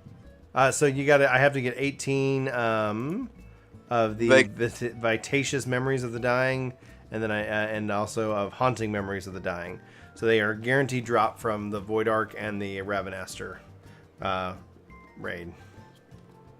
Do you have a blue mage? Yeah, I do have a blue mage. I didn't see any blue mage parties. I'm just kind of running it. I'm kind of in an interesting way, not really worried. That came through. Thank you, sir. Donating $50. Contractor cushion mode engaged. Stay honest and true. I really appreciate the straightforward and grounded views you present in your content. Look for what you and Chris do in the future. Thanks, Flup. I really appreciate the support, man. And that's honestly like Chris and I, like, we disagree on this, right? Chris is full-time content creator. I'm not. And it's like, that's why, like, the best insult that hurts, because I honestly try not to do this. I try not to milk anybody on the channel for views. And that's a conscious decision, and it costs me views, it costs me subscribers, because when the algorithm's hot, like, okay, I should post. It's like, no. I've said what I'm going to say, and that's what I'm just going to leave it out there. I don't need to make 15 videos on it. So I actively try that. So if people accuse that, and some guy who's like, I banned him. I was like, all right, you're done. Like, all his comments the last week have been just nothing but milk, moo, and he mooed at me, and I was like, I don't care, go, banned. I don't, it doesn't bother me. But I don't want to be a content creator that is worried about the numbers. Right, and the same time, you don't want to beat a dead horse. Yeah, and that means okay, because especially if I was in my 20s, if I was 20, not married, and it's had 40,000 subs on a channel, that might be a push. That might be something I'd be like, let me dip my toe in. That seems kind of neat. But and if I went to Julie and said, I want to do this, I want to just be a full-time content creator, she'd probably say, yeah, let's go for it. But I'm like, oh, I don't want to sit here and be like, all right, man, okay, it's coming up to the end of the month, and we're a little bit short. Okay, I gotta see what's hot. It's like, no. I just want to just make the stuff I want to make, and make a video when I want to make a video, and not make a video when I don't. Because I think hopefully the content's better for it. Hopefully. Not all of them. Not all of them are great, guys. I have had a few that I was like, yeah, that wasn't great. I need to redo that. That's also kind of the difference between a full-time creator, hey, this is my bread and butter, I rely on this, versus you just kind of doing this for fun as a source to kind of get some other people to get some feedback and hang out with. Pretty much. It's been great for that, because it's hard making friends as an adult. It's like, you know what? I bet the internet can help out with this. Yep. Well, if people that are into similar things. What's up? Go ahead, the other guy, for a minute.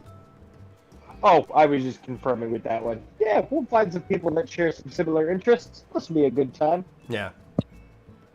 Well, and Ethis, I was gonna say, and Ethis recently talked about it, because he's actually started working a full-time job, and he's found a good job, and he's working out in Melbourne.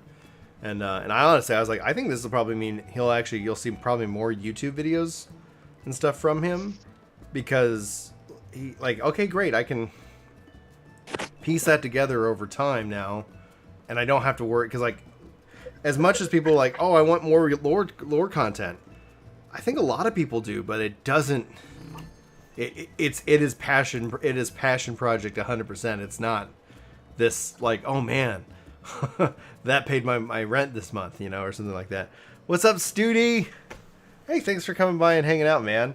I've really been enjoying your content, dude. Guys, if you aren't following Studi, I don't have all the tools we have on Twitch, but shout out to him. Be sure to check him out, especially if you're interested in New World. He's been covering the game Recently, I don't know if you crossed over 2K yet. I haven't looked today, but I know you crossed over the 1K mark, which is a real big milestone. So congratulations on that, man. Proud of your grind, dude. Keep it up. What's up, Colin? How you doing?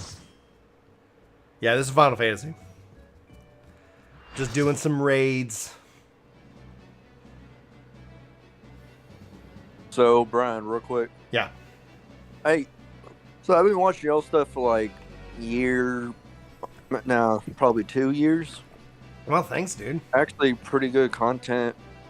Yeah, But, that's the best review. It's pretty good, occasionally. We got our hits, we got our misses. Go ahead, sorry. I know you're good. I was just thinking over my head for honesty and whatnot. I know it's actually one of the better ones I see out there, and more honest ones out there, not trying to just milk it. Thanks, man. Not the ones going, oh, hey, ask the game here, doing another shout out. I love that, dude. That was so effing hilarious. I was like, I love his I was like, that. I was balling, dude. That was so funny. That was so funny. Like, oh my gosh, you've confirmed that I've made it when I'm getting memed on. Right. But to No, ask here.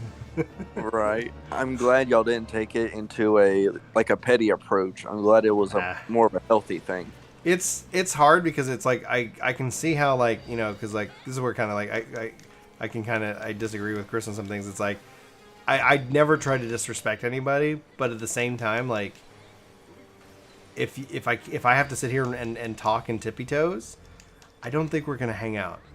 Like, because if I'm constantly worried that I might accidentally offend you, not like if I'm trying to offend somebody, that's a different story. But if I'm constantly worried about accidentally offending somebody, then it's just not gonna work out, man. Like, and so it's like I know Chris has kind of been on like that random kick for a while, and I'm just like, oh, man, like at some point you just have to just look at the world and be like, the world sucks sometimes, but I don't know, man. I think it's better just to try to find the fun and the joy, and if you can't laugh at yourself, oh man, that just seems like a harder life. That seems like some that needs to be hopefully fixed soon. It's like, how can we help? Oh man, we did not get that one. Take some time in the mirror and everything. Yeah, exactly. I don't know. I've always just laughed at myself. It annoyed my bullies. Because they're like, we're making fun of you and you're laughing. I go, You're like, yeah, it's funny. It's funny, man. Like, it's like, I don't know. Okay. You want me to cry? Like, it's just, I don't know. That's not how you get me to cry, man. You know. You announced 14 coming to Xbox. That's how you get me to cry. Oh. Even like, more. oh my God, they did it. What do you say? Nothing. Okay, this is an interesting theory, but do y'all think like Sony and all those people they either have a deal worked out with 14 people, Yes. and they're just like, oh no, don't let Xbox ever have this. 100% they're paying for that. It's hard for me to kind of subscribe to that, namely because of just how lucrative it would be to be on more platforms. So it would be expensive, but I don't think it would be permanent in that regards, meaning that, let's say they're doing it, like, okay, we're going to lock it down for a year or whatever, but I don't know if it necessarily brings them a lot of value to Sony at this stage, right? Because it's like, I just see, in my case, Square Enix is like, well, more players, more monthly subscribers, this is what we want. And let's say forget Xbox, right? Like, it's not on GeForce Now. It's not on Stadia. It's not, these are platforms that they would have to support, and that takes development time. So I think it could be a mix of both. Like, Sony's willing to pay, and then are like, thanks, Sony, and then at the same time they're like, well, we're gonna have to get it on those systems anyway at some point. No, I wasn't being like truly serious. I was more like trying to like joke about it. But yeah, no, those are some interesting points. 14 can run on a phone. Like, when you talk about cloud gaming, like, Yeah, like why isn't it not on Switch? Like, be on the Switch Cloud. Like, let's go. It's Well, because Switch Cloud is not implemented in the United States. not yet, and that's They don't where have the infrastructure for it. that's why honestly I think that it makes sense that we'll see them partner with. Oh, I died during my race. I think Nintendo makes sense to partner with Amazon, Google, or Microsoft. Do that. Partner with Nvidia. They make their chips, and then that way they could like integrate Lock down with the GeForce Now integrate and that the regards. hardware. Yeah. Yeah, there you go. Yeah, Nvidia is an option, absolutely. I got a friend who works for Nvidia, and he works on the Nintendo consoles. And that would make the Nintendo Switch a like Powerhouse. extreme value proposition if you could go on the train and play Mario with your buddies or whatever, Yeah. and then when you get home you're on your Wi-Fi, so now you have your entire library, right? Yeah, G5 makes all that possible with its massive reduction latency. It's like, yep, we're good. We got this. Right. Hey, Brian, on another side note, how hard is it for a new person to start what do you call it? Trying to...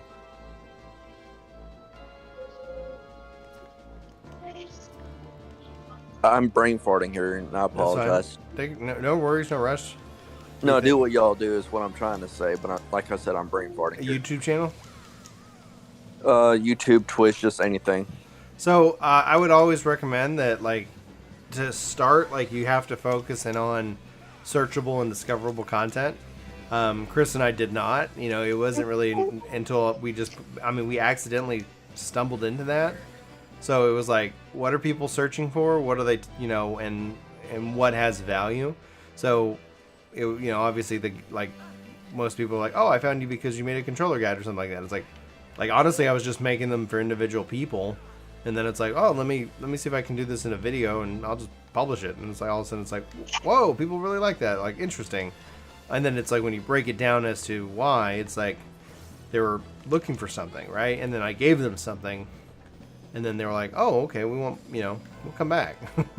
And so in terms of that, like, you have to focus in on, like, what gives value to the viewer and what are they searching for. That also then aligns with what you want to make. And you find those three things, and then you just kind of just grind it out.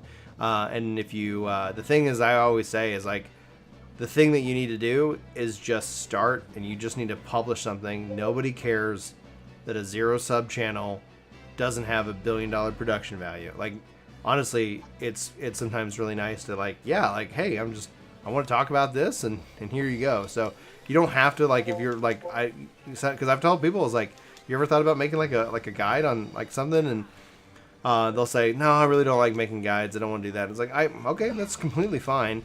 Most people don't make guides, in my opinion, because they assume that everybody already knows what they know. And I'm here to tell you that I'll make a video and somebody will say, who doesn't already know this? And then I'll have 1,000 other comments that say, oh my God, thank you. So it's like, okay, like, a lot of people assume, like, everybody has the same experience that they had growing up. And it's like, that's just not true. Right, everyone's got to start somewhere. Right, and so, and what we've done, and what we've done is that we've always wanted it to be a discussion channel, and so then last year we made that full pivot to where you only see Chris and me on Work to Game, because that's what it is. We're talking about whatever subject that either everybody's talking about, or that we want to talk about, or that we were asked to talk about, and that's what that is. And so, from a growth perspective, it's doing actually way better than we ever thought it would. We thought, like, all right, we'll just be in the 60s, and we'll just post, and people will watch or they won't watch. But we're coming up on 68, so it might be that this year we get into the 70s, but I'm not sure either way. Discussion content, I think, is really difficult, because it requires a community that's interested in having and realizing that it is a discussion, even though you just hear Chris and I's voice. Like, that's why we spend so much time in the comments, and taking those and then bringing up those things. But that's where the multi-channel approach, I think, ends up working, where it definitely, like, when getting started, it was great to have, like, Chris and I doing the shared channel, but then it would say, like, yep, you absolutely want to go and make a like, you want to be able to represent yourself, because in the case of, like, work to game, like, there was times where it's like I was actively stressing Chris out because he wouldn't be posting, and I would just go into hyperdrive post, and so there would be times where people would come and check out the channel and they would never know that it was a 2-person team. So and then he would like, he would just not post, and then eventually he would start, and it's like, and then it was like, people were like, who the heck is this? So it was like, yeah, let's go ahead and shift it to focus more around like, we'll make a video if it's both of us, and then call it a day. And then but that took a little work, getting him focusing in on making gaming kinda as well. I don't know if that answered your question. Well, I mean, yes and no. I was more or less thinking about, so I primarily do stuff on the PlayStation, right? Yeah. I guess the biggest things I have to worry about is, again, internet's not too bad. The sound quality. Always see people with those fancy little microphones here and there. That's going to be your most important investment. It doesn't have to be expensive, but You can get one for like $80 and it'll sound like mine, because I Yeah. got mine for $80. what do you So- use? I mean, whose wallet are we going into is the question. Yeah. Yours, Audio Technica something or other. I can't see the model I'm number. having Sorry. such a hard time keeping these guys alive. What job are you on? I'm on healer. They're just constantly dead. Let me rephrase it. Which healer are you on? White mage. Oh, okay. Oh, yeah, but I was going to tell you. So, like, I tried to do content creation for a while, and I ended up not pursuing that because at the end of the day, I just, like, I have a very odd sense of humor. And so, like, there would be people who, like, really liked my content because they understood that it was a joke. Yeah. But I would misrepresent it on purpose as part of the joke. Like, oh, this is a guide on how to make beer in Black Desert Online. And then I would spend 7 minutes talking about something completely unrelated. And then I'd be like, all right, so yeah, for how to make beer. And then I would just play music really loud over the voice track so no one could hear it. And I just thought that was hilarious. That is so funny. But most people did not. Yeah. Like, you know, gamers can be. They can be a prickly bunch. The most talkative bunch. Oh, are... we're gonna wipe. All right, we're wiping this one. Yeah, blue snowball Yeti. I use a Yeti blue, and I have a boom mic. So I think my wife got that for me for like $150 or something, which is nice. They sell these Shure starter kits for like podcasting at Micro Center for like $100 and something. They come with like a really nice arm and like a pop filter and one of the elastic what do they call those things where it suspends the mic so that you don't hear vibrations. Like an ink? Are you talking about the thing with the circle? Yeah, shock mount. Shock mount. Yeah, that's shock what I got. mount. So nice. Shock mounts are so great. That's what I'm using as well. I can turn on my working in the music store. see, that's what I'm using right now as well, but this isn't the one for Micro Center. So here's the interesting topic without, dipping into the wallets. How do you think having an actual view of people while they're either streaming or anything affects the, opposite situation being audio only? I wouldn't start streaming until you had a sizable and discoverable sense of a YouTube community, so that way you can end up having that conversation with them for when they're excited about that kind of content. A lot of people stream to 0 to 1 to 2 people, and then I'll talk to them and they're like, I'm just doing it because I like it. I'm like, all right, no worries whatsoever, but streaming requires, especially on Twitch, YouTube's a little bit different. It requires that schedule. It requires that like this is when I'm going to be here, and I'm going to do this. And the other thing about it is that you don't want to stream in a time block that you don't want to stream in later. So don't be like, all right, the only time available for my schedule is I got to do the 1 a.m. to 3 a.m. shift. That's when I can do this.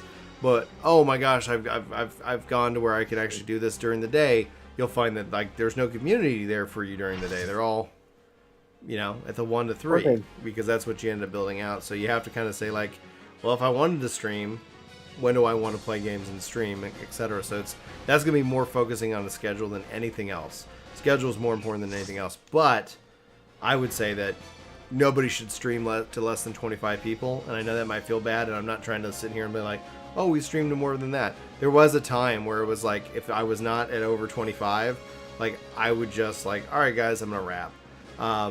Because there's just no discoverability. Like you are just not going to show up on Twitch. YouTube's a little bit different. That's kind of like I'm not scheduled. I'm like, I just want to play and stream a little bit. And I don't like whoever wants to hang out can hang out. Whoever doesn't. It's not stressful. Twitch for me is a little bit stressful. That depends on your game though, because if you play a niche game, like at one time Final Fantasy XI only had like 100 total people watching. If you had 20 people watching your Final Fantasy XI stream, you're doing pretty good. Mm-hmm. Yeah. And like obviously, like Twitch is a good place because people really care about that. I'm wondering if YouTube Gaming will step up in any kind of way, because it does have some of the tools, but we're still waiting. Let me check to see here 1 second. Make sure that we don't remember how many we need for the next emote. We're still 11 of 11 and all right, 2. Cool. The other thing too is if you create value for people, Yeah, you value. can get a following really fast. Like on my Twitch, I don't even stream on Twitch, and last I checked I had like 300 followers, right? And that's because last year I would do these free art classes on like Discord or whatever, and I'd be like, all right, I'm streaming on Twitch, come watch. And there'd be like 150 students like at any given time watching my art class, right? Mhm, And then yeah. they would follow from there. It's like, it's all about creating value. Like, and the thing is, like, I've said this on Ginger Prime, like the channel's actually not about me. Like my sole focus is to try and create value for the viewer. It's like I call it giving them a gift. Like, what gift am I giving to you, the random person? It's either like a gift of knowledge, hopefully, maybe, or a laugh, or like it can be anything. I tend to fall into the education side, because ultimately that I wouldn't mind going and being a teacher, but I knew I wanted a large family, and I was like, I don't think a teacher can do that. Right? I was like, all right, there's this math ain't totaling. The most important people in our society get paid the least. It's kind of weird, huh? Yep. America. It's not just America. It's just it's the everywhere. downside of market economies, right? Like generally, like in a lot of markets, capitalism can be really good, and then there are just some things that it's like, because we can't quantify the teacher's value to say like that teacher is making $50 billion worth of like profit for the because it's almost impossible to quantify that. It ends up being that like, okay, so generally people are like, all right. But I wish teachers definitely got paid more, and then society valued them more. Here's how we do it, Brian. All right. Teachers don't get paid anything, okay? Okay. But every student you've ever had has to pay 0.01% of their income to you for the rest of their life. There you go. There you go. And just You auto raise- draws, you right? raise- So, yeah. You teach Steve Jobs, you're a millionaire. There you go. Shit, let me get in on that. I know, right? Well, I think That's that's where what we talk when you talk about like the ownership of like of things, right? Like if we could own our data about ourselves, right? So Google's selling our data, Amazon like data, it's all about data. It's like if we could own that data, I think that would be a huge benefit to everybody. So it's like, okay, great, but we can't individually facilitate that ownership because I can't go and say, okay, you sold my stuff, I this is my commission on it. But I think that could end up being an interesting thing to have happen. I don't know. It only has 2 reviews and it's sold out. Maybe it's a limited edition. Sorry. What's up, Blue Unicorn Gaming? We haven't talked in a while. How you been?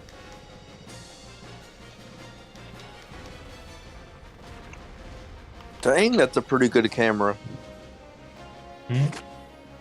I just Yeah, it is. Scrag. You know, it's a Logitech C922, and it's about 6 years old. Oh, Yeah, I have a 960. I was thinking about trying to get one of the other ones. I mean, hell, look at iPhones, right? Right. So the one came out. Yeah. Camera.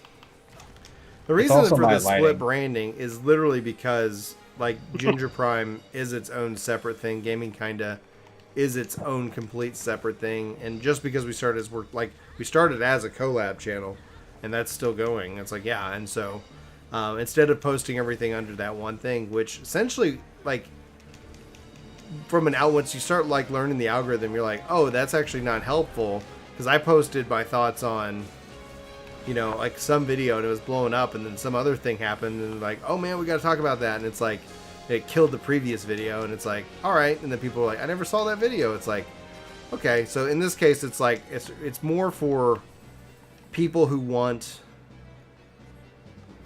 you know, want more of that. Like, okay, because we see it I see it a lot. People like, I can't stand Chris or whatever. It's like, okay, like I get it. Like, I'm not saying that you have to like the guy. I like the guy. He's my friend. We have a channel. It's called Work the Game. But then they'll be like, I'm going to say sub to Ginger Prime. Great. And so you'll see like everything that's kind of branded. That's my perspective is kind of under that Ginger Prime, Ginger Gaming kind of concept, and then Work to Game. And you know, Gaming Kinda, like that was that, but Chris named Work to Game, and he also named Gaming Kinda. So I was like, all right, like, I'm gonna make my own thing.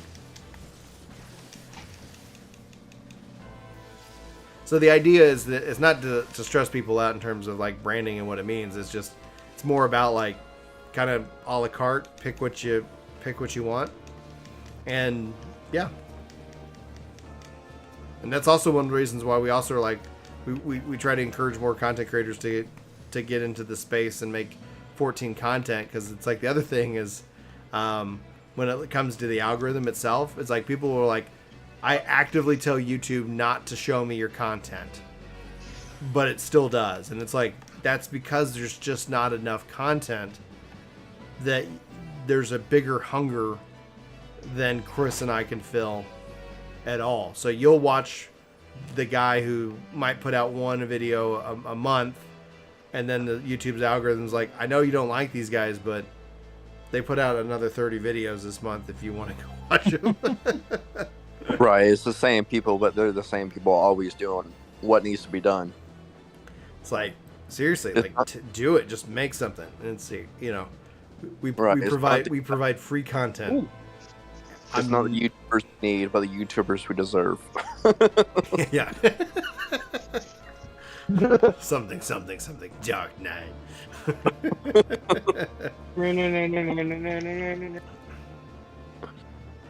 Work the game. Yeah, so there's also been errors. So, like, if you guys are unable to chat, it is in sub-only mode, but occasionally people are like, I can't ring the bell, I can't comment, I can't do whatever. So they'll message me, and it's like, it says that your channel is marked as a kids channel. I'm like, I don't know why. I have no idea why. YouTube's being YouTube. So I'm like, just unsubscribe and resubscribe. Maybe it was all of those stuffed animal puppet segments. Probably, yeah. You know, Because I really hated those, Brian. I'm not gonna lie to you. I don't care. Wait, I literally like, and with all due respect, could care like. I read the feedback, and it's like, if I'm sitting here, I can't let that shit get in my head, because I got it. It's like I want to do what I want to do, and it's like, that's the beauty of it. Like, engage, don't engage. It's yeah, but yeah, you Do weren't what the you only. wanna do, you man. weren't the only one. You weren't the only one. But I've thought It's about not bringing gonna it stop me back, from baby. giving you a hard time. I thought about like, oh man, I need to start At making the some end, more it made me ends. giggle. I need to start making some more end screen gags because on the opposite side, people are like, man, I loved the stuff. Like, are you gonna bring that back? And it's like, I mean, honestly, like the whole thing is like, if I think of something that I think is funny, the facts is like, I didn't want to remember those. The Nightmare of Chuck. Do you have a Chocobo plushie? I do. Oh no, I don't have a chocobo. I've got a Gubu. We've got a couple Moogles. Yeah, you had a Moogle at some point. I want to get a fat cat, and I think I'll probably try to get Julie a fat cat for her birthday. Yes. Probably need to order that. So, Brian, a quick question, man. Yeah, what's up? Do you and Chris both have a Twitch, or just you? So Work to Game shares Twitch. One of the things that, as two adults with wives, like it's like from a Twitch perspective, it just makes sense. It's like we're gonna just share this. This is gonna be ours. Now, Chris takes right now, especially because I'm not scheduled on any of the Twitch stuff, being that he is the full-time streamer. It's like honestly, I'm like, dude, he has the lion's share of the Twitch support, which is great, and don't stop that because like I like that he's 100% and live because I think it leads to more interesting discussions because he's able to spend more time with these games, and but yeah, like we share him and I share the Work to Game and the Twitch. Oh, okay, because I kind of, after I get talking with y'all and everything, it seems better than, just the guys I always see on YouTube. Isn't the black fat chocobo thing still going on? It is, but we're not a part of that promotion. Wait, You mean the what? China only one? No, it's not China only. It's the so Square Enix released a list of your favorite Uh-huh. Final Fantasy XIV content creators, and Work to Game was not on that list, and so we were like, that sucks. And a lot of people were upset for various other reasons. I wasn't upset, but I'm not gonna lie, I was hurt by that. Because it's like, so, and this is not to bemoan anybody who's on the list at all. Like, honestly, like, this is a personal Brian issue that I have to deal with, and so I'm like, but I'm gonna just be honest with you. Like, immediately my thoughts go to, did I do something wrong? Did I say something wrong? Is it because I'm, a guy in his 30s? Is it because I'm a dad? Is it because of this? Like, and I sit here and go, stop asking myself questions that I'll never know the answer to. It's like, because it's probably none of those things, but it's just that, like, okay, well, why not? Like, because of y'all's support and showing up, like, we'll have 200, 300 people watching us, which tends to be incredibly... Yeah, I see people running from time to time, and I don't know why. And it's like, and then, people who are on the list are like, like, don't get anywhere near those numbers, and it's like, okay. And like, for me, it was not about the money, but for Chris, who was live that day, and to constantly have people come in and remind him of that, like, he had a really hard day. And thankfully, I was just at work. I didn't really know what was going on. I was like, oh, there's a Twitch promotion? That's neat. And then it's like, oh, your favorite streamers. It's like, and then most people were like, but my favorite streamers aren't on the list. A lot of people asked us. And so he spent the day basically answering that question, and he still has to answer that question. Like, interestingly enough, that promotion is still like this little reminder, because it's like, hey, can I get the black chocobo, because I want to give it to you guys. And it's like he's constantly having to say, like, sorry, like, we're just not a part of that, and we don't know why. And we probably will never know why. And but honestly, it's still amazing that Square Enix did that. So it's like, saying all that, like, it was a day in which that I was like, that's such a smart thing, and all I got anxiety. And it's like, it's just my silly, stupid brain that's like, You know, like, oh god, like, what? Well, for what it's worth, that's unfortunate. Yeah, it is. It is what it is.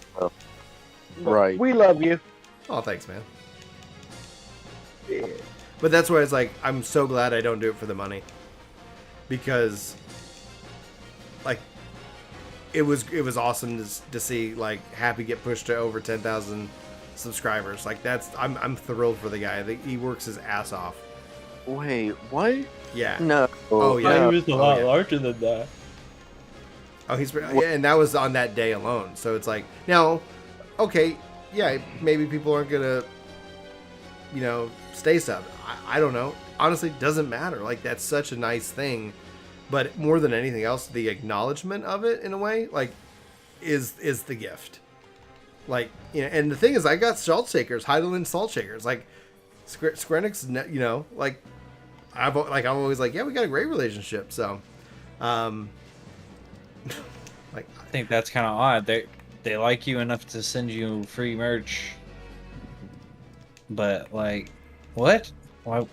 It doesn't make sense. But it to does. me. But it does. Like, the thing is like, all right, like, the thing is, like, somebody was like, you're just whining about it. Like, I'm not even talking about it. Like, y'all are asking, we're gonna talk about it. We talked about it in a video, and it literally was like, it's probably also going to, you know, hurt us in the long run. Like, if people, you know, if Square Enix is like, here, these guys are bitter. Like, I'm not even mad for me. Like, there was like a lot of people that I was like, why aren't they on the list? You know, so it became this list and not list, and it's like, then all of a sudden it's like, okay, well, we're only gonna raid not listers, and then you have the toxic people coming out like, ha ha ha, you're not on the list, you know, and it's like why are we talking about this? Like, outside of, like, everybody was having fun, and all of a sudden there was like a line in the sand drawn, and it was like, what line are we on? So, anyway, long story short, I think hopefully that's the last I have to worry or say anything about it.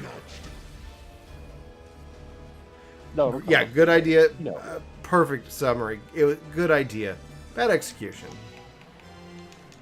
You know, like, Ethos wasn't even able to stream. Like, you know, so he's like, yeah, they were like, can you stream anytime in the before August? It's like, I don't know. So he's now able to start streaming. Maybe next time they'll just do like, okay, Twitch drops if you're at least a what's the first level? Partner or affiliate. Affiliate. Yeah. If you're an affiliate, you can join the Twitch drop. Okay. Now we don't have to hurt anyone's feelings.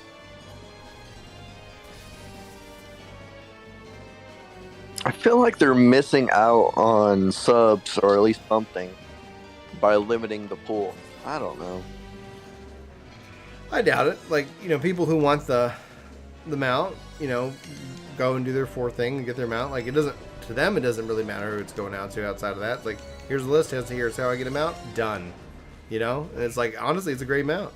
And if you want one, go find somebody on that list and drop them sub, you know? Right, but isn't the music the same as the yellow fat chocobo? Don't know. I did some for Mione, and then I got my key, and I guess I got to go type it in. I just was hoping it was nice to where I could click on it and then just do the thing, but it is what it is. Just like Butterfinger. Oh shit, you already got on the list? Mione's on the list. Well, that's not that surprising. Look at everything. Well, now. like, what's surprising is, like, outside of, like, that, like, what you know, the question was like, was it a timing thing? Because he got, like, partner before we did, but the like, he, you know, doesn't stream that much, like, or at least from when we noticed it. It's like, oh, hey, Mione's up, you know, we go toss a raid over his way, but it could just also be our different hours because he's UK. So, not trying to throw any shade, but I don't know much about Mione. What's the content? He makes comedic videos based on 14 with I think that's some Larry. good information. Oh, you know what? You're right. Yeah, that Larry is does Larry. comedic, but Mione does like, he's more like, oh, here's the news post. Like, he'll cover like the lodestone 100%. So you'll see like 2 or 3 videos. The thing about Mione is like super passionate, because before he had good internet finally out at his place, before he could stream, he would literally drive to like an internet cafe and upload all his videos. So it's like if you guys knew the work that he had to put in just to upload a video, like you'd be like, oh my gosh. And Leone's fantastic. I love the guy. Like he got snubbed at and didn't get invited to the media tour for the UK because they only did like websites and magazines or whatever, and then in NA they did that, and they did content creators. So what I ended up doing was I sent him my footage. I was like, hey dude, like, you know, here's the embargo. Don't release any of this until after. And so he was able to get some videos about you know, Shadowbringers' footage and stuff. And he thanked me, and then so many people just reamed him in the comments. How dare you talk about work to game? The people, the ever growing hate boner crowd is entertaining to watch. What have you even done to piss those people off? That's what I don't get about YouTube. We talk about the game, and we talk about it honestly, and some people feel that unless you just blindly praise the game, that you're doing it a disservice. And I say that talking about the game in any context does the game a service. If Right, like Asmongold came out and said, I hate this game sucks, guess what? People are going to know about it, and somebody will go check it out. Like, you're not actively hurting the game. The fact that he likes it, all the better. But I've had people in the comment section on this channel literally say, like, if he says anything bad about this game, we're going to bring hellfire down on him. And it's like, you... Okay. Yeah, the dude's had fans for like you're over a actively decade. working against your own self-interest. You say you love this game, but you just don't understand what social media, like, there's like, I would say if anybody was here was wanting 2 things to improve your everyday mood: delete Twitter off your phone, and if you're a YouTube creator, delete the YouTube Studio off your phone. I have deleted them off my phone for months, and occasionally I bring them back, but over the last last month and a half, like, they were in this folder and now they're no longer in that folder. I've deleted them, and I feel I have so much time in my day. When I sit down to answer comments, it's on purpose. I sit at my computer, I have a keyboard so I can type a little bit better. And but yeah, like, the thing is like, just get that crap out of your feed, because it will just ruin your life. But yeah, man, it's like there's just people who they just hate work to game. They hate Chris, or they hate me, and they have whatever belief that happens with it, and eventually it will build up to a point where the only thing I can theorize is that they'll make up something. Because I already had somebody message me. They didn't message me proof, so it makes me hesitant. But I had somebody already message me saying that somebody's running around impersonating me and, you know, doing horrible things. So it's inevitable in my mind that at some point there's going to be somebody like that maybe runs into an imposter that does something horrible, says something just vile, and then that uses that to create and to feed into this belief that this hate crowd has, and then that will spill out, and then people will either believe it or not. So, like, when I say, like, at some point I'm getting canceled, but I doubt it's going to be for anything that is deserving of it. And that's why people are like, you going to go full time? Like, no. I'm going to just make what I like, and I'm going to sit here. And I'm going to sit here and I'm just going to tell people why I like video games, what I like about the video games. And honestly, it's so funny that some people that I don't even know, like, I can't even in my mind classify them as gamers. Like, if they're so much into that drama that somebody like, oh, I rated this game a 10, it's perfect, Cyberpunk 2077, best game of the year. Yeah, it's not that great. I'm gonna, you know, like, we auto-block death threats, but it's like, still, it is what it is. Dude, and like, even working, like, YouTube in general is just like so dangerous. Like, I'm not gonna say names, but there is a friend of mine who started to become a YouTuber, and then he got hired by another larger YouTuber to be his editor. And then recently that YouTuber was accused of a certain thing involving children. Oh, so yeah. now my friend doesn't have a job, and he's been living off his savings for like 6 months. So, like, you know. Well, and that's like the fastest thing, because like, so on, I think the 23rd, I'm having Lono from Say No to Rage on the podcast, and he was canceled last year, and like after looking into it, it's like, I think my personal philosophy on any of this can't, like, you know, I'm getting away from that topic because like, God, that scares the crap out of me. Not that I'd be accused of it, but that stuff with kids, like, oh God, that angers me to my core. And so I would, like, God, if anybody ever touched my kids, I probably would be in jail. But anyway, that being said, as my personal stance against that topic, but like I looked into his, like, to the thing. It's like, okay, it was like, here's the situation. Here's what everybody said. Here's what everybody said. And if they were like, okay, A, there was no crime. A, there, in the investigation, there was no problem. B, like, nothing filed, like nothing with the police. Okay, so yeah, maybe he acted inappropriate. What's the statute of limitations on that? All right, let's talk about that. But I actively know that when he comes on the podcast, there can be people like, because they'll say it, like, you're platforming, you know, this monster. What did he do? Oh, okay. And then it's like they'll say what he did, and it's like, that's actually not what was accused. Like, and then it's just a fascinating thing. And honestly, I looked at myself and I was like, if I'm gonna sit here and just say, like, cancel culture is bad, but yet participate in it, then I don't deserve any kind of platform. But I am I did warn, I was like, I'm letting people know, I was like, I'm planning on having them on, you're welcome to come on, but it is something that content creators are afraid of, and that in my mind is a problem.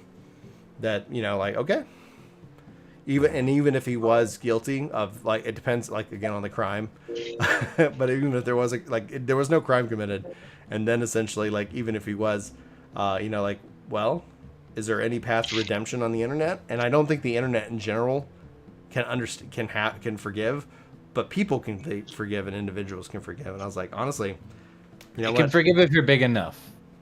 It's PewDiePie. interesting. Oh, well, yeah. Well, the thing is that PewDiePie has also pivoted multiple times. Like, and when you even look at him, it's like, okay, what are you going to do?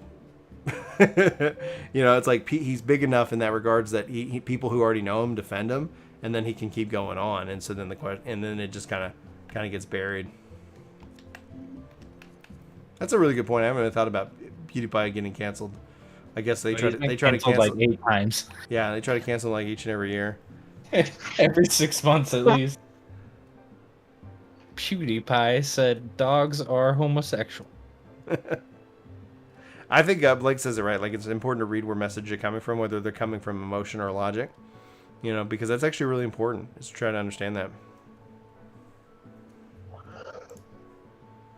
And the funny thing, Crom Cake, about like that, it's like, yeah, like, I think that's the internet arguments in a nutshell. It's like, it's a race to Nazi.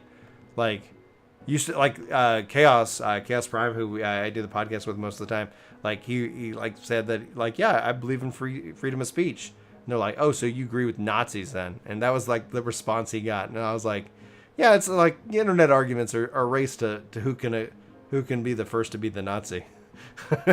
Yeah, who can accuse the other one of being a Nazi first? Let's go. All it is it's just lazy argumenting to try and shut the other person's argument down. Same kind of thing. Like, yeah, racism exists, but you see a lot of rhetoric around, oh, so you're a racist then? It's like, what? You know, like, okay, well, that shuts down that conversation. Well, right, but it shuts down that conversation. It's like, no, right? Like, it, you know, because it's like, we were talking about tax rates, and so then it's like, somebody is either losing the argument or doesn't know how to have, like, these kind of debates, and then it's like, wait a minute, like, what? Clearly, taxes are racist. Taxes suck, but they're not racist in, like, in design. They're probably racist in execution. Who? Taxes. No, TAXES. I don't see that being true in any form. In Wait, execution? I'm sorry to interrupt, but are you saying Tango Alpha X-ray or Tango Echo X-ray? TA Alpha. Oh, okay. Yeah, Texas gets enough sometimes. Oh yeah, people meme on Texas, but Texas is just as diverse and broad as any state out there. Probably more so than others. What's the most segregated state in the nation? Does anybody know? I'm gonna guess California. All right, that's actually an interesting guess. No, anybody else? Yeah. Alabama. It's New York. Oh, yeah, I didn't think about It was that. New 'cause you York. got New York. Jersey. It is the most segregated of the states, due to, and also they were the ones who wrote the policy, policies that essentially influence the nation in that regards. I'm so happy that that is the world you live in, Andy. I want to live in that world too. What world? I So personally have never heard anything remotely negative from Work to Game or Ginger Prime. Matter of fact, the most YouTubers are the big reason I fell in love with 14. That really means the world to me. Venture on to Reddit if you dare, and there'll be plenty of people who will educate you on how I hate the game and how, like, Clearly. well, and it's like, again, like, you know, people get influenced. So it's like, I've met people, like, I saw somebody say, like, oh, I watch their content, they're not bad, and got downvoted to all hell. And I'm like, poor guy. It's just don't ask people about the housing system. Well, and it's the thing is, like, we will Yeah, talk go on, about dude. the game, its strengths and its weaknesses. And we will also, and we have done this in the past on Work to Game and Discussion, because it's like, oh, you're a contrarian. It's like sometimes when we look at it, it's like, Chris and I was like, well, like, we both agree. Well, can one of us argue the counterpoint just so we have discussion? Because there isn't just one answer, right? And so people are like, oh God, you know, it's like, and you know, what we've looked at and what the changes we made editorially over the last month or the last couple of weeks is that when we're quoting something or we're representing something that isn't really our opinion, but that's essentially what the community is saying. So a good example where we did it wrong was when they showed off the all the changes at the live letter after we were at the media tour, and the chat was going off in live chat saying casual bringers, because they're like, they've nerf tanking, they've homogenized healing, and they did, but it was like, you know, it's casual. It's like, oh, they're making it soft, they're making it weak. And so we talked about it and we used the phrasing that they were saying, but we didn't put it in quotes. People thought that's what we were saying. And I was like, no, that's not what we're saying. But they won't stick around to find that out. They already formed their opinion and they go about their day. So what we're doing now is that, you know, oh, we see somebody saying like the 14 community sucks. And so we'll say, like, in quotes, you know, and then reference where it's trying to reference that. All, and the challenges is all within the YouTube guidelines of, I have only so many characters that I can put in a title, and I only have so much space that I can put in a thumbnail. And it's like, okay. So hopefully that helps communicate that a little bit better. But again, you know, haters gonna hate, and at the end of the day, like, again, the anti-crowd right now, I would say, is so very small. It's kind of funny when they do pop their heads up every now and then, and that's where it's like, okay, that was a fun day. Obviously that video did real well because it reminded them that we exist. You want to hear something about Reddit real quick? Yeah. And I don't mean to put you on hot water. Oh, you're fine. So back when they announced that Triple Triad was coming to 14, Yeah. I took the time out of my day to go and create the Triple Triad subreddit. Nice. Right? Thinking, oh yeah, this is gonna be cool. People are gonna come here. We're gonna talk about Triple Triad and like strategies, and we're gonna build a cool little community. However, the pre-existing mod team for the Final Fantasy XIV subreddit decided that that sub was theirs, and very rudely asked me to give it to them. Yeah. To which I said, no. I created this subreddit because I wanted to create a community around this mini game. Yeah. And they're like, well, you're not part of our Subbrothers. group, so we can't allow you to run a community based on Final Fantasy XIV. Yeah. So they made Triple Triad XIV instead. Okay. That's what you're dealing with on Reddit when it comes to Well, the 14. yeah. You and I are on the same page. Like, there's a lot of really awesome people over there that do a lot of good work, but typically the thing is, and I don't include it, and I don't know how, because it's a hard conversation to have, but it's like, before you post any feedback that could be possibly perceived as negative over on Reddit, don't talk to me first, please, and let's go over it. Because it's like, you will get destroyed. And that's honestly where Final Fantasy XIV is dying, is that exit point for people. Like, that video had 4 goals. It hit them all. It's my favorite video I've ever made.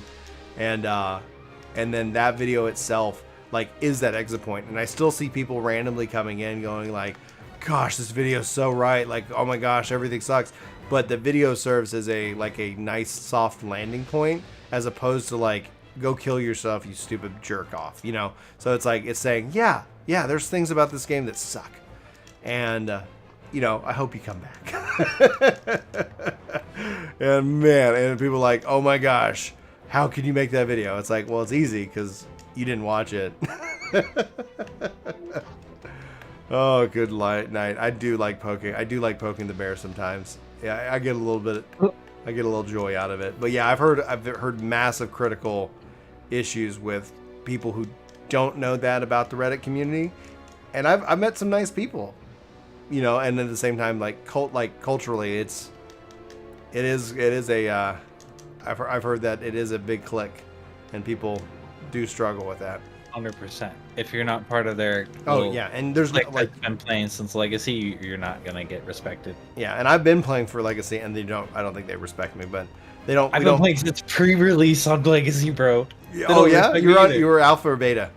I was in collector's edition, so a week before release. Okay, so I was in beta. I was that was my thing. I was almost at alpha. I was like, oh my gosh. Mike, dude, with the $50 spot. Oh my gosh. I'm glad to see 14 getting the exposure. The game has been a blast for a long time.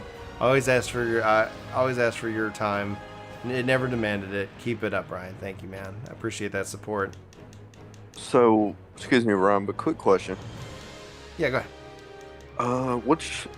What are you on right now? Like YouTube or Twitch? I'm on YouTube right now. Yeah, that's if you at least have chat out that way. I've seen a lot of things. Brothers Crib dropping saying, hey, hype for New World. Sorry I didn't talk too much. We've been just on this crazy cool conversation. Dude, yeah, New World, man. I'll be streaming the 20th and the 21st. Hopefully we'll get some server news maybe this week. And then if you guys haven't seen my hour and 12-minute long video, if you can go watch, you don't have to watch it, actively sit there, but I would love the and watch time on that video.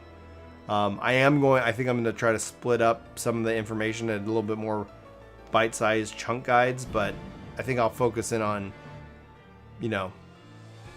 pieces of it. I haven't decided yet. I've got the next 3 days, the next 4 days in my work week are going to be hard. I've got some milestones that aren't yet finished, and I got to get done so I can hit my goals for work. And then I think I'm gonna go see a movie on Friday if I achieve my goals. What are you gonna see? I'm gonna go see Black Widow. Oh, okay. I want to go to a movie theater, and I want to have movie theater food, and I want to do it in the middle of the day. Which movie theater? Are we talking about Studio Movie Grill, or no? Are we talking about, we have a thing called the Clip. We have the Clip Cut. We have a place called Cut, which is great. We have a movie house and eatery, which has amazing food as well. So I thought you were in DTX, were you not?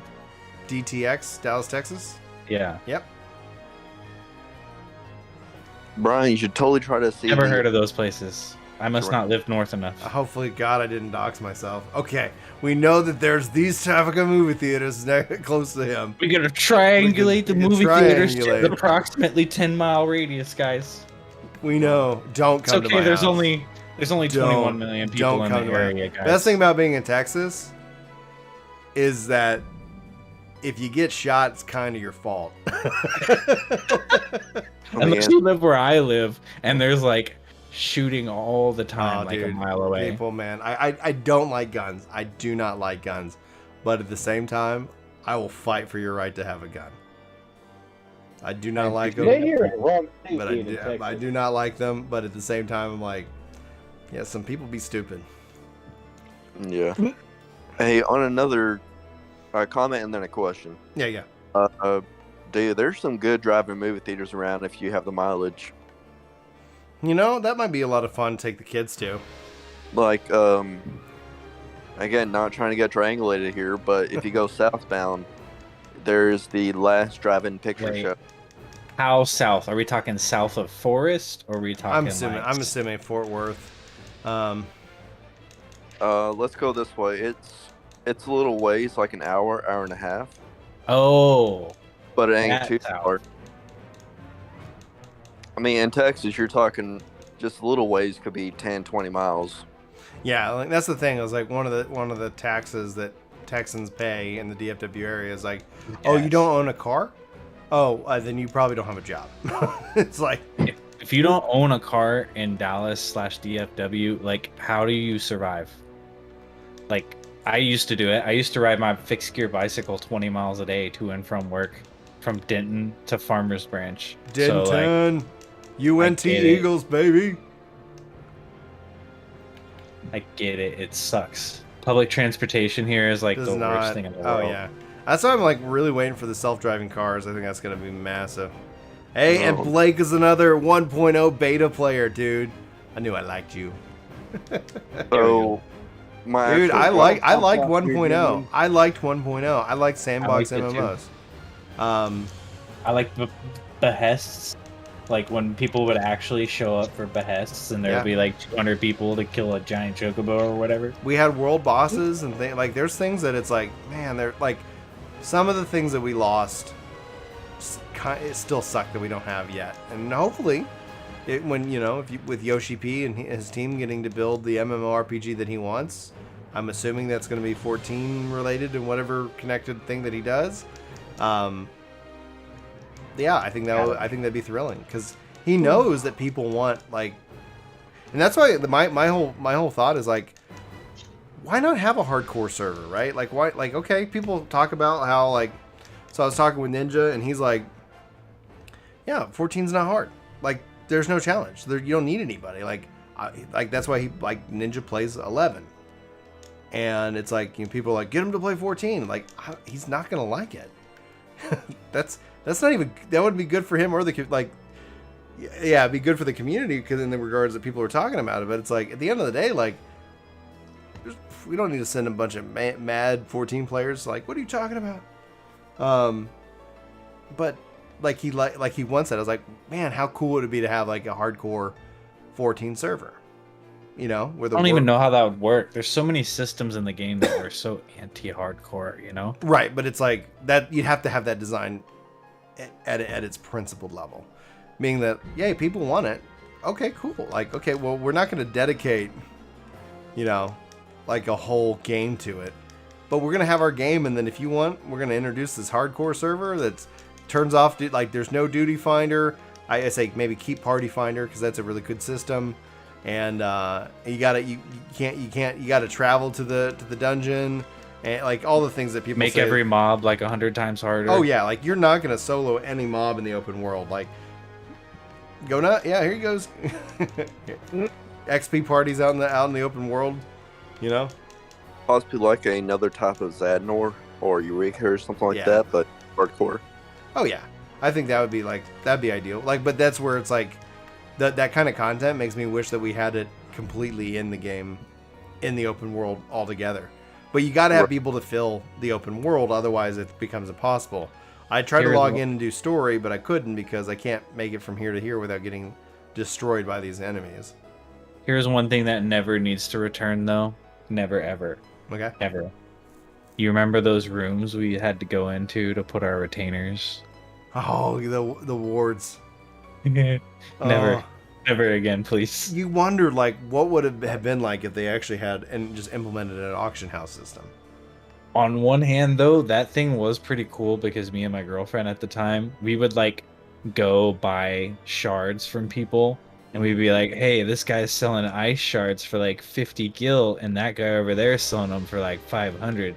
So we buy all the cheaper ones and then like relist them for more. Yeah. So, I actually have a quick question. Yeah, go ahead. Anybody in the chat know anything about garden patches?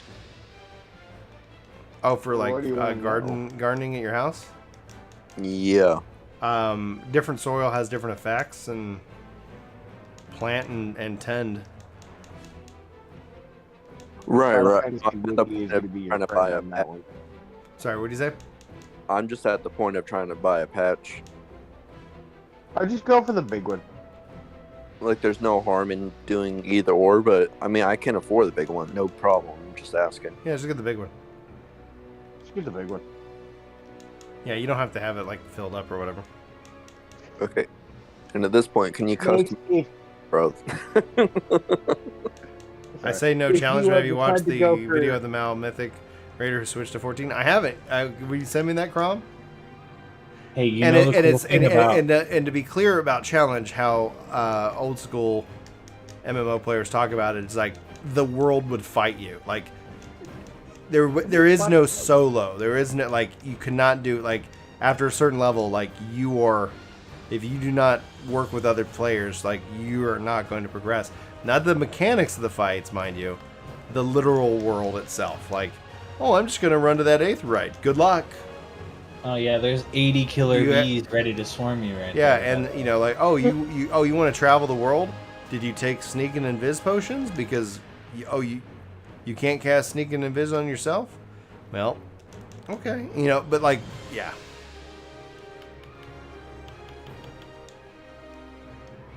And then, and so the counter argument is like, well, people don't want to play that game. That's true. I'm the majority sure, of people I assure you don't. they do. Well, Escape the from majority Tarkov of is people. extremely popular. Well, that's a good counterpoint, absolutely. But essentially, like, there's systems and things like that have to be put in place, you know. All right, gentlemen, I'm popping off here for the night. All right, Have a dude. good night. Get some Have a good- sleep. Bye. Get some sleep, man. Have a good night. Thanks for hanging out. Yeah, thank you, Brian.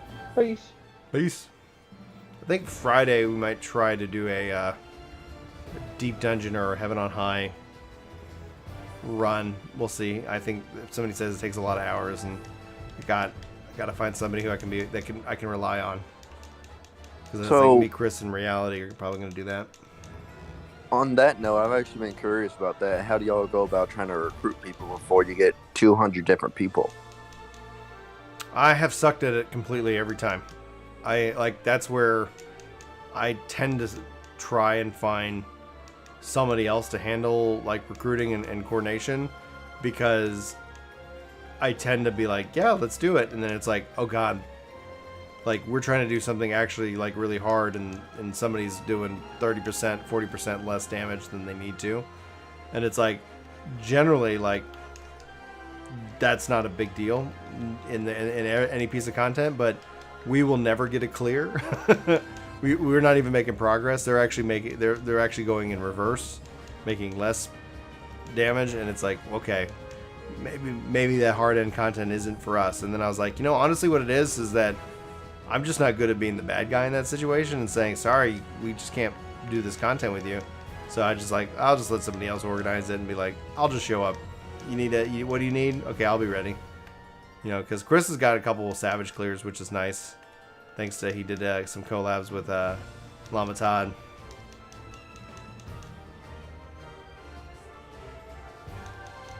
As far as challenge though, like when people say Final Fantasy XIV is not hard, right? And then other people are like, oh, but we have ultimates, but we have Savage, Yeah. but we have this. Yeah, but we also have 600 hours of content to get through to get to that point. Chris and I've been So- saying for the longest time, like on that note, like we're like, at some point they're gonna have to do something about that. And everybody's like, no, we want it to go on forever. And now all of a sudden Chris was laughing because he's like, over on Reddit, they're like, oh my God, like guys, you realize it's not like, it's good that it's ending the story, because at some point you're like, how many, like, come play this amazing game. You got 5,000 hours of story to get through before you get to what's being advertised on television. It's like, yeah, that's what we've been talking about. I'm glad that you guys agree. We're just ahead of the curve. We're on Aether Data Center. Skakarit, dude! Thanks for coming by saying hi, man. Oh, and he's saying, don't forget to like and smash that smash button. That smash button. Exactly. Good English for me. Dude, Sakaka is like, honestly, one of the coolest guys. I always see him on these videos that I post. Just always, like, even if he doesn't have anything to say, he's just commenting for the algorithm. I'm like, dude, you are a freaking legend, man. Aether Gang, Cyber Ocelot. Knows what's up. The other comment I usually get when I talk about Aether, they're like, why is it like that every streamer, every content creator's on Aether? It's like, it was not anything we coordinated. But it's going to be nice when that data center visit comes in. I have no idea when I ended up on Crystal, but... What do y'all plan to do with that? Honestly, just play with more of you guys. Lurk button needs smashed. I think I have a lurk command. Don't know if it works here on YouTube. YouTube's still trying to figure out stuff, you know. Google doesn't know how to, you know, pop over to Twitch or even go look at the now defunct Mixer. I tell you, like, I put in feedback. I put in feedback to the Void. Like, I would love to see YouTube adopt channel levels or something like that. Hey, it worked. How would that work? What do you mean? So as you watch videos, because like typical comment that I'll get is that I like people who comment on the videos, like my brain tends to build out that pattern. Like, oh yeah, like I've seen, you know, Crom, or I've seen, you know, Fine, etc. Right? So I see that, right? But I don't really get any kind of like real analytical feedback. So occasionally, like if a video goes viral, which honestly I don't want to make viral content. I don't need that kind of crap in my life. It's like, it's not what I'm shooting for, because usually it just brings in like people who are like, I've never heard of this guy, I want to try to ruin his day. And it's like, yeah, I don't care for that. But what would be awesome is that, because right now, like, we're in sub only mode so you have to do the free sub if you want to chat, and I'm not turning that off. That's not gonna go away. You know, because if someone's not willing to subscribe to the channel, like, then they can go, you know, watch somebody else's YouTube stream. And because typically it ends up just being, you know, like somebody coming in, and it's like, okay, I don't have mods here. So I just have to make sure that they're not just being jerked to people who are hanging out and hopefully having a good time and a good convo. But but I would love to see beyond sub, because I get why some people don't sub. I saw the conversation in Discord when I turned on sub only mode, that they don't want all the notifications on their channel because we post so much, and I'm like, I got it, I understand, no judgment. They're like I still watch the videos, but it'd be really cool. Like, wouldn't have to. I think it'd be cool if it gave you the option to show that publicly, kind of like badges, like, and stuff like Twitch has, which is like, come on YouTube, figure it out. Like, this user has 100 comments on your channel, or right. They have some badges right now. So in the studio, I can see if you're publicly subscribed, and I can see if I've hearted a handful of your comments. So you know, good comments, like, even if it's not like an amazing comment, I heart. So that way, if nothing else, I hope to get as many people with decent comments with hearts by their name. So if they come in, they're like, you really missed the mark, Brian. Like, you said this or whatever, and I don't agree with it. But then I'm like, oh, I've had a relationship with this person. I'm going to listen to what they're saying more so than somebody coming in just going, hey, you're a human piece of garbage, I can't believe it. And typically sometimes they'll marry that with, I watch all your videos. I've never seen you before. Like, I've never seen your name before. I don't say that to them. I am like, I'm so sorry you feel that way. Hopefully you have a good day. Thanks for the feedback. But what I want is a channel level, because then essentially, whether you watch and you comment or like whatever, it's just that it would just be some kind of metric, be like, holy crap, like, they're a level 50. Like, I don't know what scale would be. And it's like, yeah, like, I obviously pissed them off with that take or something like that. And you know, it communicates to me, like, if someone's telling me the truth or not. Exactly. You're a human POS. I love your crap. Yeah, I watch all your stuff. I've been a fan of you for years, but I hate you. Well, I mean, essentially, I saw somebody tweet this out, and I was like, gosh, that's so horrible. But then I'm like, is it true? But they're like, they were like saying like the goal in starting a podcast isn't to get people to love you. It's to get people to love you and to get people to hate you. And I was like, that is tragic. I was like, gosh. But then it makes sense because people who hate you will share your stuff out, I guess. I don't know. Like, it's like I hate this guy. Watch his stuff. It's like, I don't know why we're thinking like this, but we are clearly thinking like this. Party Finder's up. We do have member benefits in terms of emotes, in terms of shout outs and videos, depending on the level. But more than anything, in terms of the tiers, like I would love, and this might sound like a ridiculous number because we're nowhere near it. I think we just crossed over 40 members and got a new emote slot. So I think actually we're getting close to getting our next emote slot already from today's stream. So we got 3, so we're 2 away. But that's why I have the $1 member. Like, honestly, because I was like, I'm going to put it at the lowest amount because it's not about the money. I want as many. I would love to have, honestly, $1,000 members because and that's why I don't have anything above $10. So it's like, you know, after that, like people are like, oh, you know, because some people like, because like I think there's like tiers people have seen of 25 and 50 and etc. It's like, honestly, at that point, like, give it to somebody else. Just, you know, go bless somebody else with that if that's what you choose to do. But I don't necessarily feel comfortable saying like, hey guys, I need 1,000 of you to do it. It's like, because that sounds like a lot of money, but then after taxes and YouTube, I think that ends up probably equating to about like $550 a month, which I think would be really nice. I mean, we're not Mr. Beast here. We are not. I am not in that regards either. Well, it's like, that's where it's like, all right, cool. Yeah. Like, I'm trying to figure out. So if you want like things that would be interesting, y'all would think, like, you know, it would be really cool if Brian did this for members. Let me know what it is. I'll definitely look at how to consider it. But right now I've been, last 2 videos that have been guides, and guides tend to be longer. I've taken the members and I've said, all right, you're sponsoring that video, and because of that, there's no mid-roll ads on the video. So I was like, hey, it somewhat slightly advertises that we have members, and then at the same time also gives anybody who's just hanging out for the video that benefit, you know, and that, hey, you don't have to have an ad pop up, you know, in the middle of this video. And some people were like, I'm on premium, I never get ads anyway. And I'm like, I'm on premium too.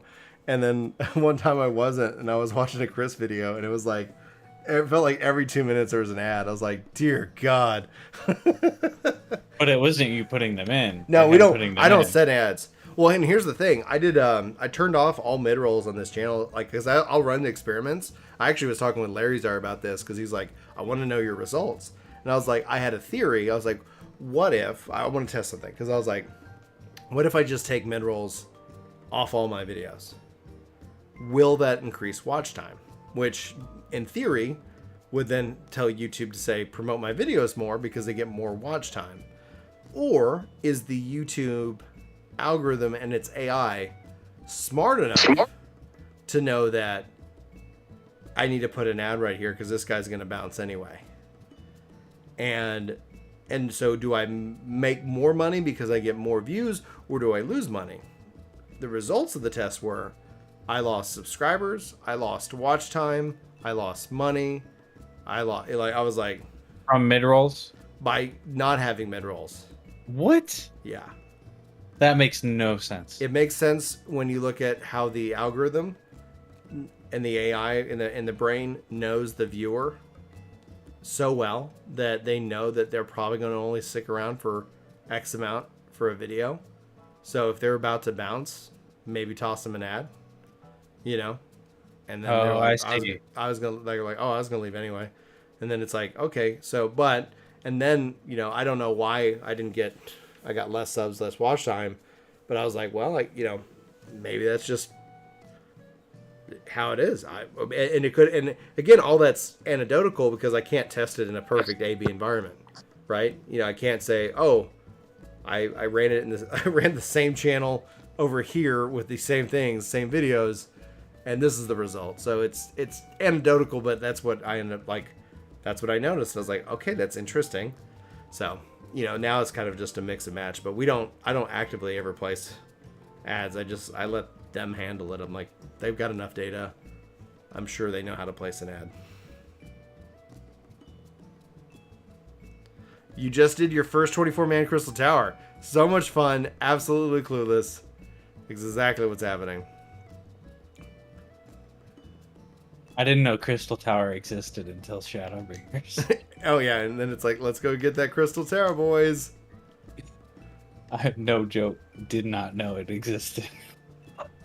I'm hoping a lot of people actually like sat through the story. It's a good point, Theverus, like regarding like the quartering. Like, yeah, there's a whole. Yeah, he's fine with that. Like that's what he's completely fine with. We've talked with Jeremy on the podcast, and I literally have a review on the podcast that it was great till these guys went political by having Jeremy on the show. We talked about how like there was a whole like hit piece on the angry gamers of YouTube and stuff like that, and I was like, all right, like I'll talk, and I stand by this. Like I will talk with anybody as long as it relates to games. I do not subscribe to platforming mindsets. It's like I believe in the power of a conversation, and I believe that censorship is the real hidden villain in anything.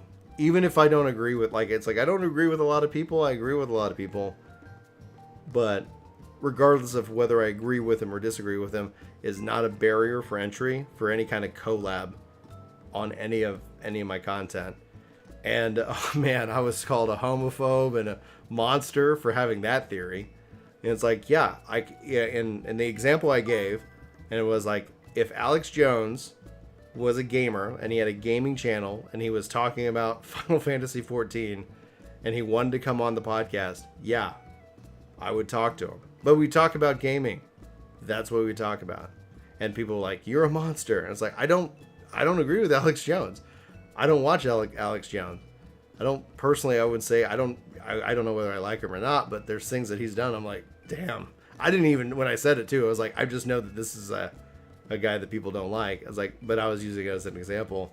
And there were some subtweets going out, and they got pissed at me because I started retweeting them. I'm like, if you guys believe that, that I shouldn't be, allowed to talk to who I want to talk to, then this is what you should know about me. Like, I will state this today. I will state it in 10 years, and I've stated it before. Isn't it weird how not wanting politics in video games is somehow political?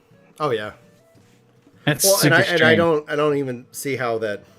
When me and we were talking with Jeremy about video games and about that article, and that was the subject, the people took that as political.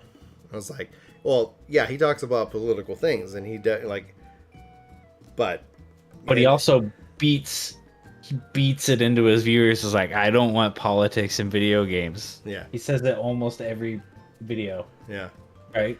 Dude, Skagger with a $50 tip, dude. Saying, Howard Stern discovered the secret of marketing polls of his listeners. 50% of people were fans, said they tuned in to hear what he'd say next. The other half were haters. When asked why they tuned in, they said, because they wanted to hear what he'd say next. That, Skaka that's insight for freaking sure. That's why I think that kind of ties back to that one tweet I saw about like the advice about growing a podcast. You want to grow people who love you and people who hate you. And I go, I mean, that just makes my stomach hurt. But I guess that's what some people believe, and maybe it's true. Well, I was watching something the other day, and the guy was like, polarize people.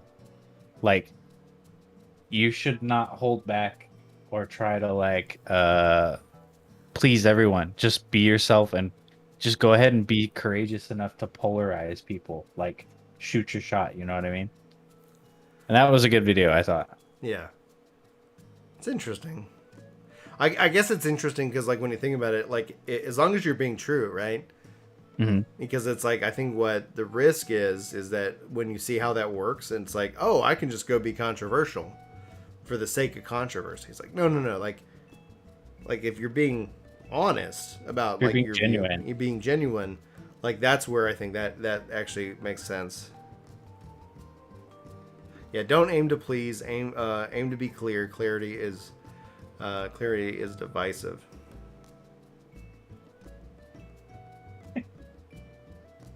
I guess it can be. That cracks me up. Being clear is divisive. I don't know The why. thing the thing that annoys me about woke, it's also like the people who complain about woke. Like it just feels like it's two sides of the same coin, like playing to their team. Yeah, I really can't stand those people who complain about Nazis, man. Yeah. It's like 100%, man. You just shut up. It's not that bad. It's like, oh gosh. Well, it's like that's what and from my viewpoint, it's like I always see it's like people are either like just hyper woke, and it's like, oh god, like okay, I can't talk to you, and then it's like the people who are just actively then complaining about those people, like in a way being like the other side of woke, As bad, just as bad, No. and it's like, okay, like none of this is even entertaining. Like, It's really just sad. easy to deal with too. Like it's really super easy to deal with that behavior. You know how you deal with woke? You ignore it. Yeah. And you move on. You completely ignore it. And you know what then happens with it? It cannibalizes itself. It is not a sustainable mindset. It is not something that can self-sustain. It has to be attacked to exist. So you don't attack it, you just ignore it and you move on, and then it attacks itself. It's a defensive ideology. Yeah. Right? If it has nothing to defend itself against, it just kind of fizzles out. Yeah. And like one of the things that I saw that was just like this train wreck was like there was two groups that historically have been crapped on. And then it was like watching them try to outrank them and who was hated the worst.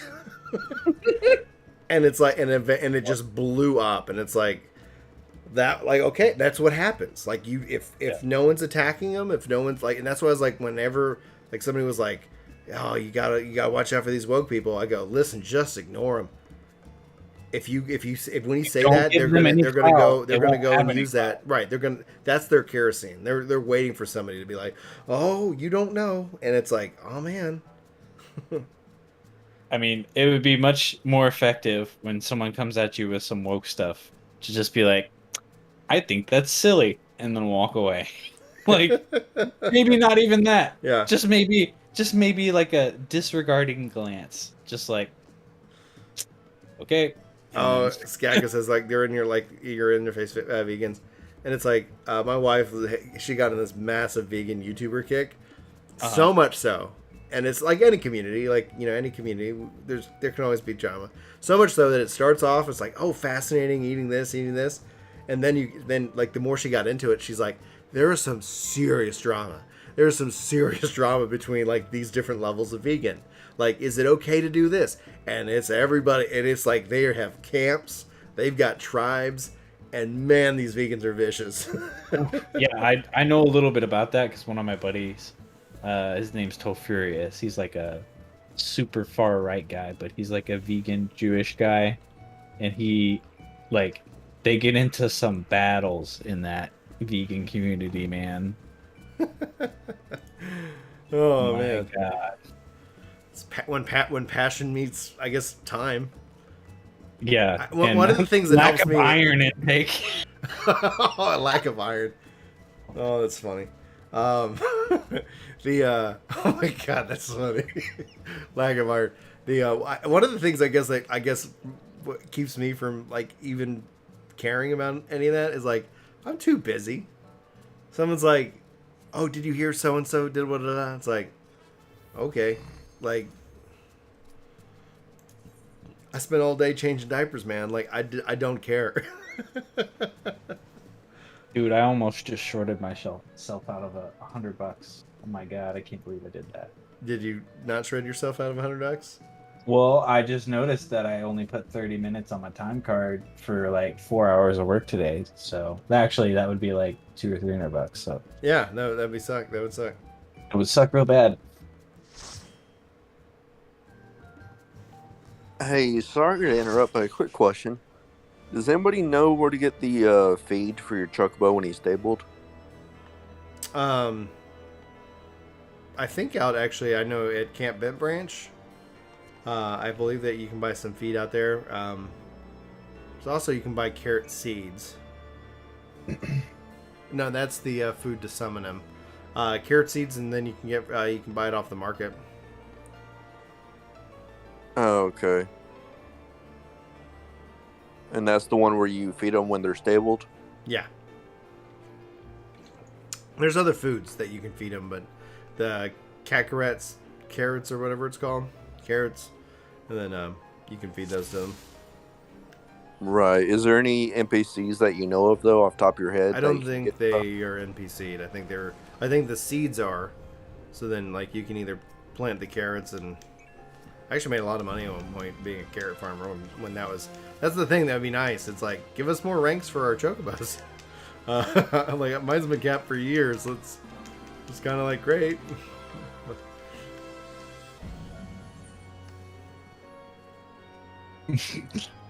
So all this, like, grade 1 feed and all that has nothing to do when he's stabled? I think Or that is that works. racing? That might be racing. I'm sorry. Like, I don't know much about the No, chocobo you're breeding system. Chad's asking gold saucer, so it's like the grade feeding might be for the gold saucer. For the racing. the fact that we're having the Make It Rain event this month. Yeah. I think this is going to be my last run, just FYI everyone. Like, it's almost 1 o'clock here, and I'm sure that kids probably not going to want to sleep in tomorrow. Yep. And I honestly still think I'm after this. Because one of the reasons, like, I don't stream a lot during the week, and especially in the evenings anymore, is because even after I finish this stream, I think I'm probably going to still be a little wired, because there isn't an energy that I get from hanging out with y'all. Like, you know, it's like, yeah, that was fun, and then it's like, oh man, I want to, like, I'm looking forward to when I can play again, and this is what I'm going to do, and, you know, so it takes me a little while to calm down, and during the week, like, that's really hard, because during the week I get up at, like I said, I get up at 5, and it's like, and I gotta get up, because I can't, if I don't work out first thing in the morning, I just don't work out, and it's so much better for me to get that thing knocked out. It changes my whole day. Mental health wise, like, it just is like, I was telling my wife, is like, because yeah, I'm overweight, but I've been really starting to slim down now that I've been, like, just committing to that. And it's like, but outside of just, like, the weight and the health side of it, like, I don't feel guilty in the evenings, and I don't know if anybody else is like that, but like, I'm sitting here like, I need to work out. It's good for me. It's good for my, you know, like, especially I need to lose the weight, because it's going to be good for me in, you know, 40 and, you know, 50 years if I'm able to live that long, just so that, like, you know, I don't have to have, you know, all that pressure on my knees, or I have strong legs, and, you know, things like that. So I have actually a ridiculous amount of strength from back when I played like college sports and stuff. And so I've been working out for the last month, and now I'm actually hitting 6 days a week, and it's just great. Like, I got my like, I'm just getting really strong again and feeling really, really good. It makes me a better dad. I'm playing with the kids more. I'm able to get, you know, I'm still, my goal is, especially when I lose the belly, is that it'll just make it easier to get up and down off the ground. So when I'm playing with the kids, like, that's gonna be one less thing I have to, like, oh man, all right, I'll get down on the ground. You know, it's like, and so there's this guilt that I feel when I don't, and I wasn't doing it. Like, I was like, I need to go, I need to work out. I'm gonna do it at lunch. Oh well, shoot, like Julie needed me, and, like, or the kids needed me, and, you know, something would always come up. Okay, I will do it after work, and then it's like, okay, well, you know, kids are being, you know, this, I need to go, like, okay, I'm helping Julie. All right, I'll do it after I put the kids to bed, and then the last thing I want to do, like, I just want to sit down. I'm just tired. I've worked all day. You know, it's like, so what I found is that I get up in the morning, I go work out, and then plays out pretty much like that. I'm a little bit hungrier, so that's the thing trying not to sit here and like, yeah, I'm working out all the time. Then it's like, and he eats 10 times more food. But then I get to the end of the day and it's like, yeah, I worked out today. I am gonna sit down and relax. You know? Like, that's what this part of the day is for. And I feel so good. I feel like, and so Julie, I've never heard the phrase, and apparently I guess y'all are gonna, it might sound silly that I've never heard the phrase, but she's like, you're just the kind of guy who has to swallow the frog. And she's like, just get the hardest thing that you have to do done first. And that's working out. And then I have, then my days have been filled with what I call victory. Like, I'm like, all right, I got that thing done. So it's not even subconsciously weighing on my mind. It's like, let's go. And so then it's like, and so that what I've been doing for the last like month, you know, is that I've been saying, okay, cool. What's the next hardest thing I need to do? So I've done the hardest thing. I got up early and I worked out. What's the next hardest thing I need to do? Okay, let me work on that. Okay, and if I get that thing done, I'm gonna reward myself and I'm gonna make a video. And so then it's like, great, that's my motivation. That's what I'm looking for. And that motivation isn't food, which is great because I'm a stress eater. That's why I'm overweight. I get stressed and then I eat. Not the best choice, but but yeah, so it's like, it just feels, it's been really good. It's been really good for me to do that. Few points on that, Brian. Yeah, First of all, I can't believe you're fat shaming yourself. I'm 100 pounds overweight, so. Second of all, it's kind of crazy that me and you lined up and like we started working out at around the same time. Oh, nice, man. And also 6 days a week, except I'm technically 7 because I go walk on off days as well. See, that's I've been doing that 7th days. Like, I take my kids to the pool and we swim. It's you know, it's family focused. Like, there's actually, yeah, there is exercise, but it's not that as a mindset where I'm at the gym before anybody's awake. Yeah. Thirdly, losing that weight, you got to be careful, man. Getting up and down with the kids off the floor is one thing, but it might also make it easier to create more kids. So, you know. I would be fine with that. Like, I told Julie that I was like, if she ever like came to me and said, you know, she wants to have another baby, I told her like my answer will be yes. So like, she doesn't ever need to worry about that. But maybe we won't, and you know, that would be nice. That'd be nice too.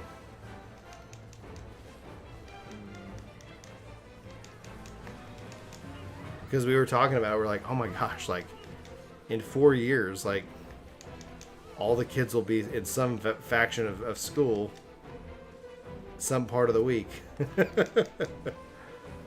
I can't attack them. They're immune to magic. I lost focus on the conversation. I am tanking Stone Vigil. I hate it. So, here's the thanks, thing. Andy. I appreciate that. Go ahead.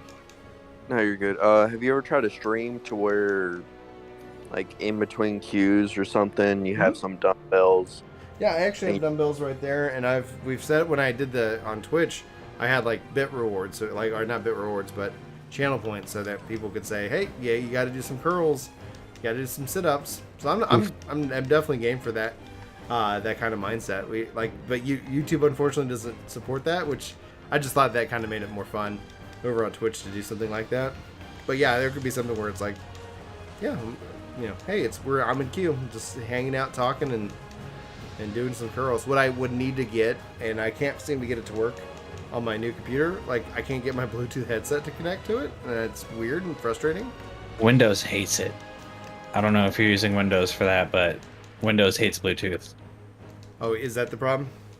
Yeah, and unless you have a very specific chipset, like or a Bluetooth chipset, like my laptop, my Razer laptop, perfect. Any other Bluetooth device I've ever used, with the exception of maybe like Dell, awful. So, I don't know. I'm not trying to, overstep or anything.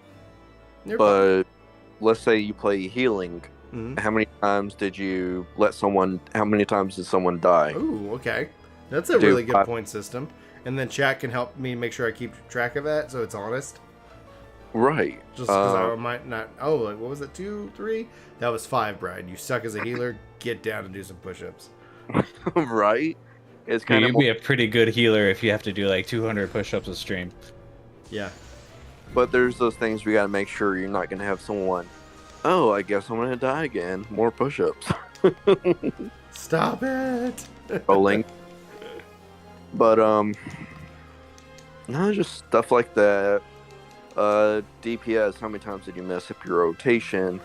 Not trying to make yourself be like self-loathing, but just certain little things. Yeah.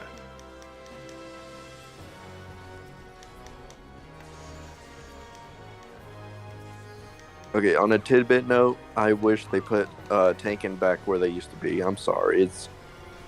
Yeah, new tanks are brain dead. I had the perfect one. Tanking, how many times did you let Amity slip away? But it's pretty hard to do that nowadays. Yeah, tanking like is just press button, be tank. And it used to be like stance switching. And like, I don't want to say actual skill, but actual skill. There's still skill involved for sure, but it's like one of the things that, to my point, was like, why even have it as a button? Because then and people are like, oh, but what about Right? swapping? It doesn't do anything anymore. Provoke and shirk, man. Like, it's just like, Alden. so, all right, guys, like, we're ready to switch. You provoke. You're already the tank. You're already in second place. There we go. Nah, in here. Warrior used to be fun. Two stances.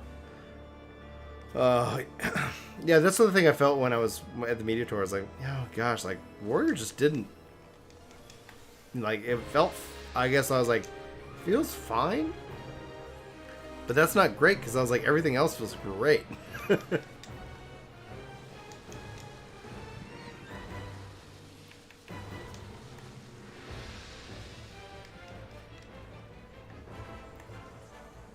I'm proud of myself. I did not go off like I thought I would. That is one of my more saltiest things about the game right now. Tangy. Wait, what? What's salty?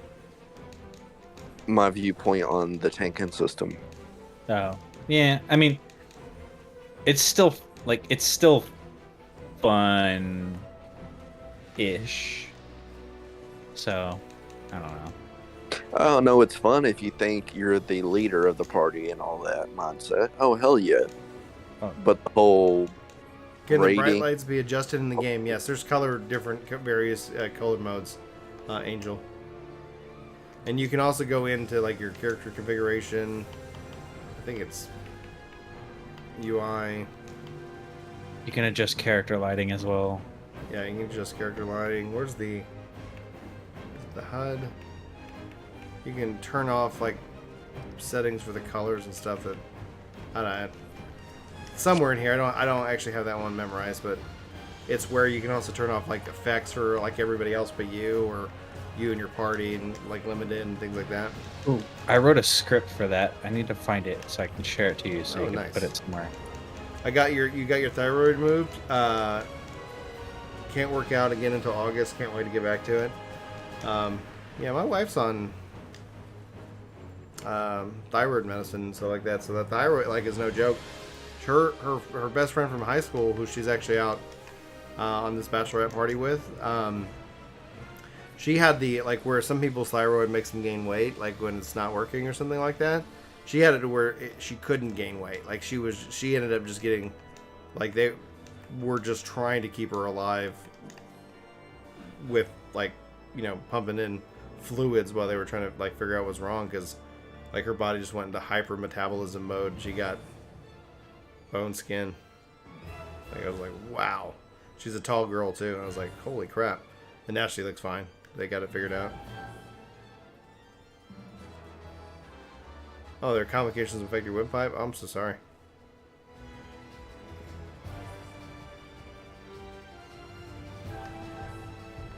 Okay. After I do this boss, guys, I'm gonna bounce out, call it a night, get some sleep. Thank you guys for the support. Thanks, Kakarot, for the $50. Oh shit! And Mike for the 50, and also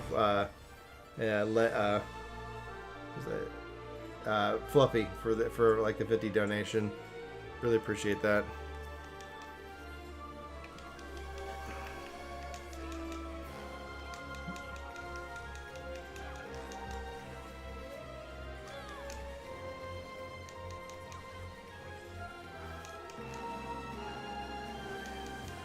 Sorry for cursing. I it's don't fine. even know if you heard it.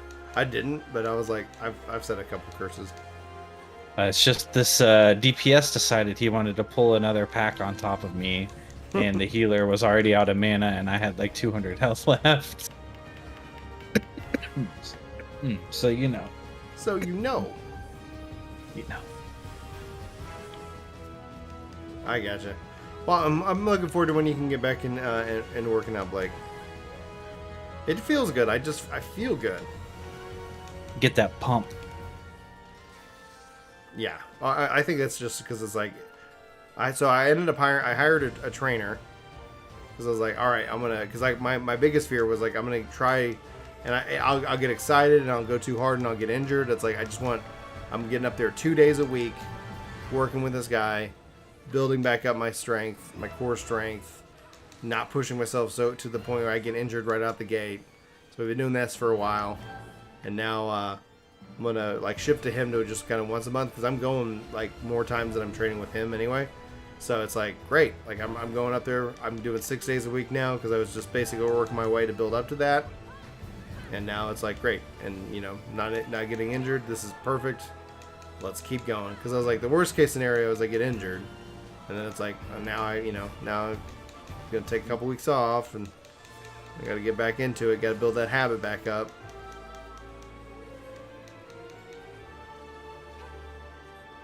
Oh, I think the mental health is way more important than actually the physical. And like whether that's, you know, one thing or the other, but I know that I beat myself up too much on that aspect. I beat myself up way too much.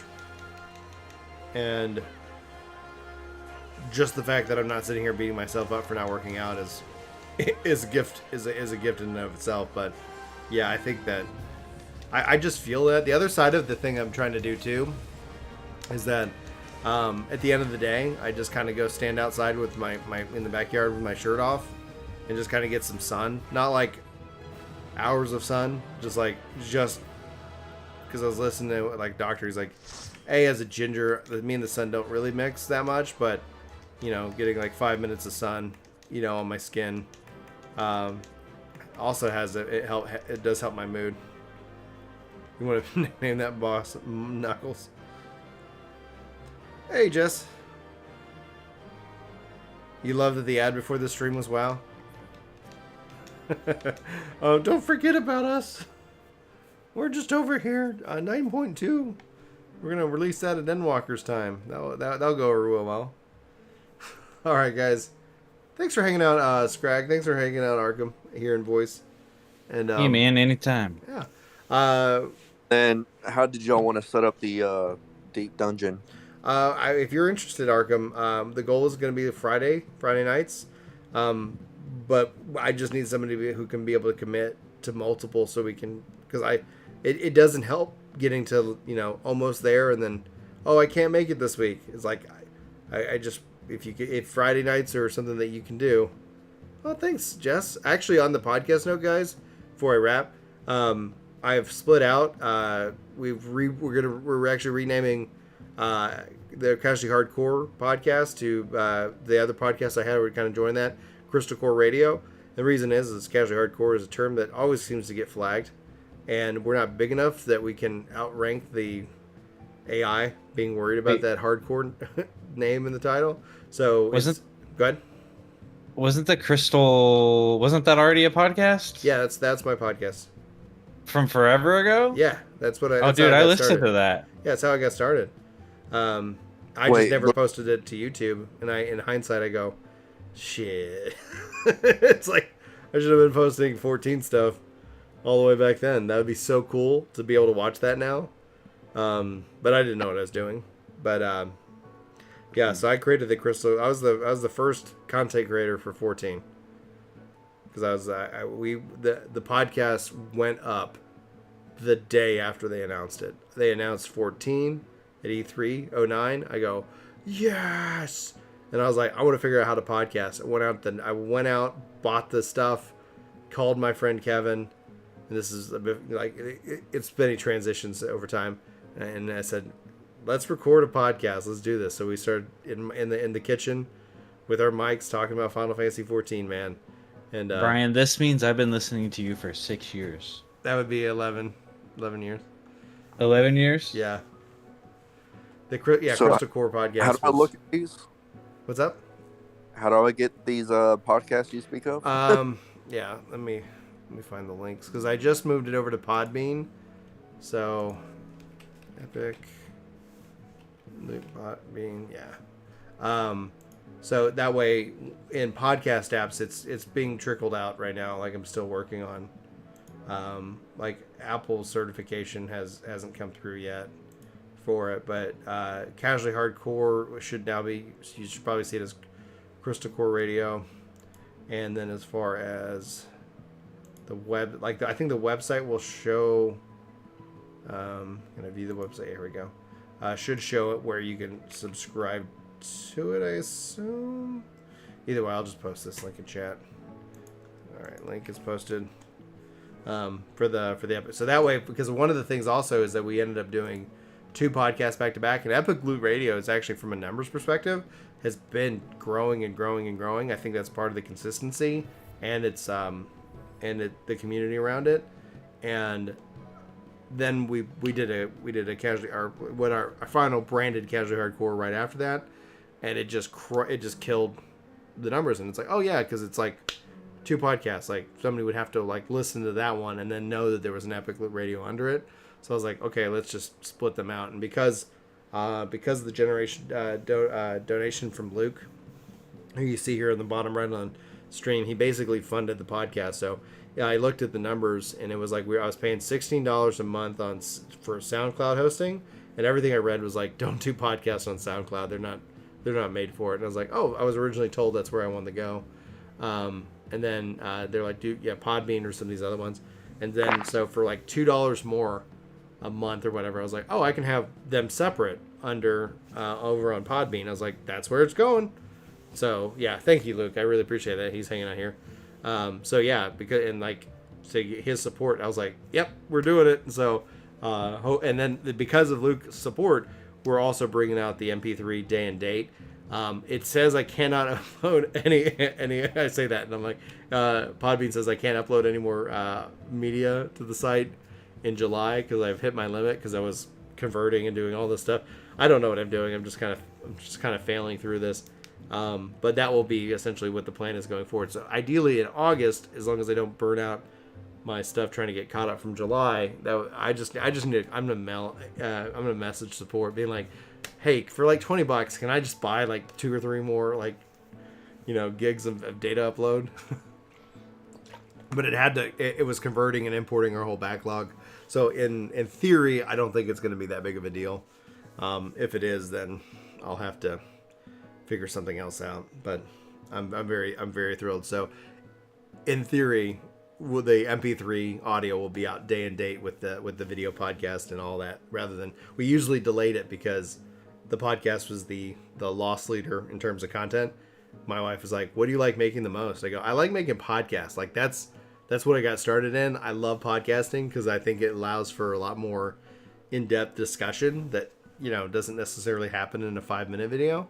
But that when the costs around it are, it's like I don't make any money off of it. I just offset some stuff because like clips and highlights and stuff like that, would be like, okay, so podcasting made $15 this month but cost $45. And then everything else would be like, okay, obviously that would cover any of the hosting costs, but Luke was like, nope, got you, and he just bought a whole year of our hosting for us. So thank you again, Luke. We're really, really generous. So his name it's been like in every video too. So it's like, hopefully he feels like he says money well spent. So hopefully he feels the love back. So, all right, that's it. As my voice starts to crack, I think I'm gonna go watch Loki and try to calm down and get some sleep. So when my wife's not like, if Julie was like, I swear married men live longer, namely because their wives are like, go to bed. Here I am. It's like, oh, it's 1 a.m. Yeah. It's like, wait a minute. All right, guys, I'm gonna hit end stream.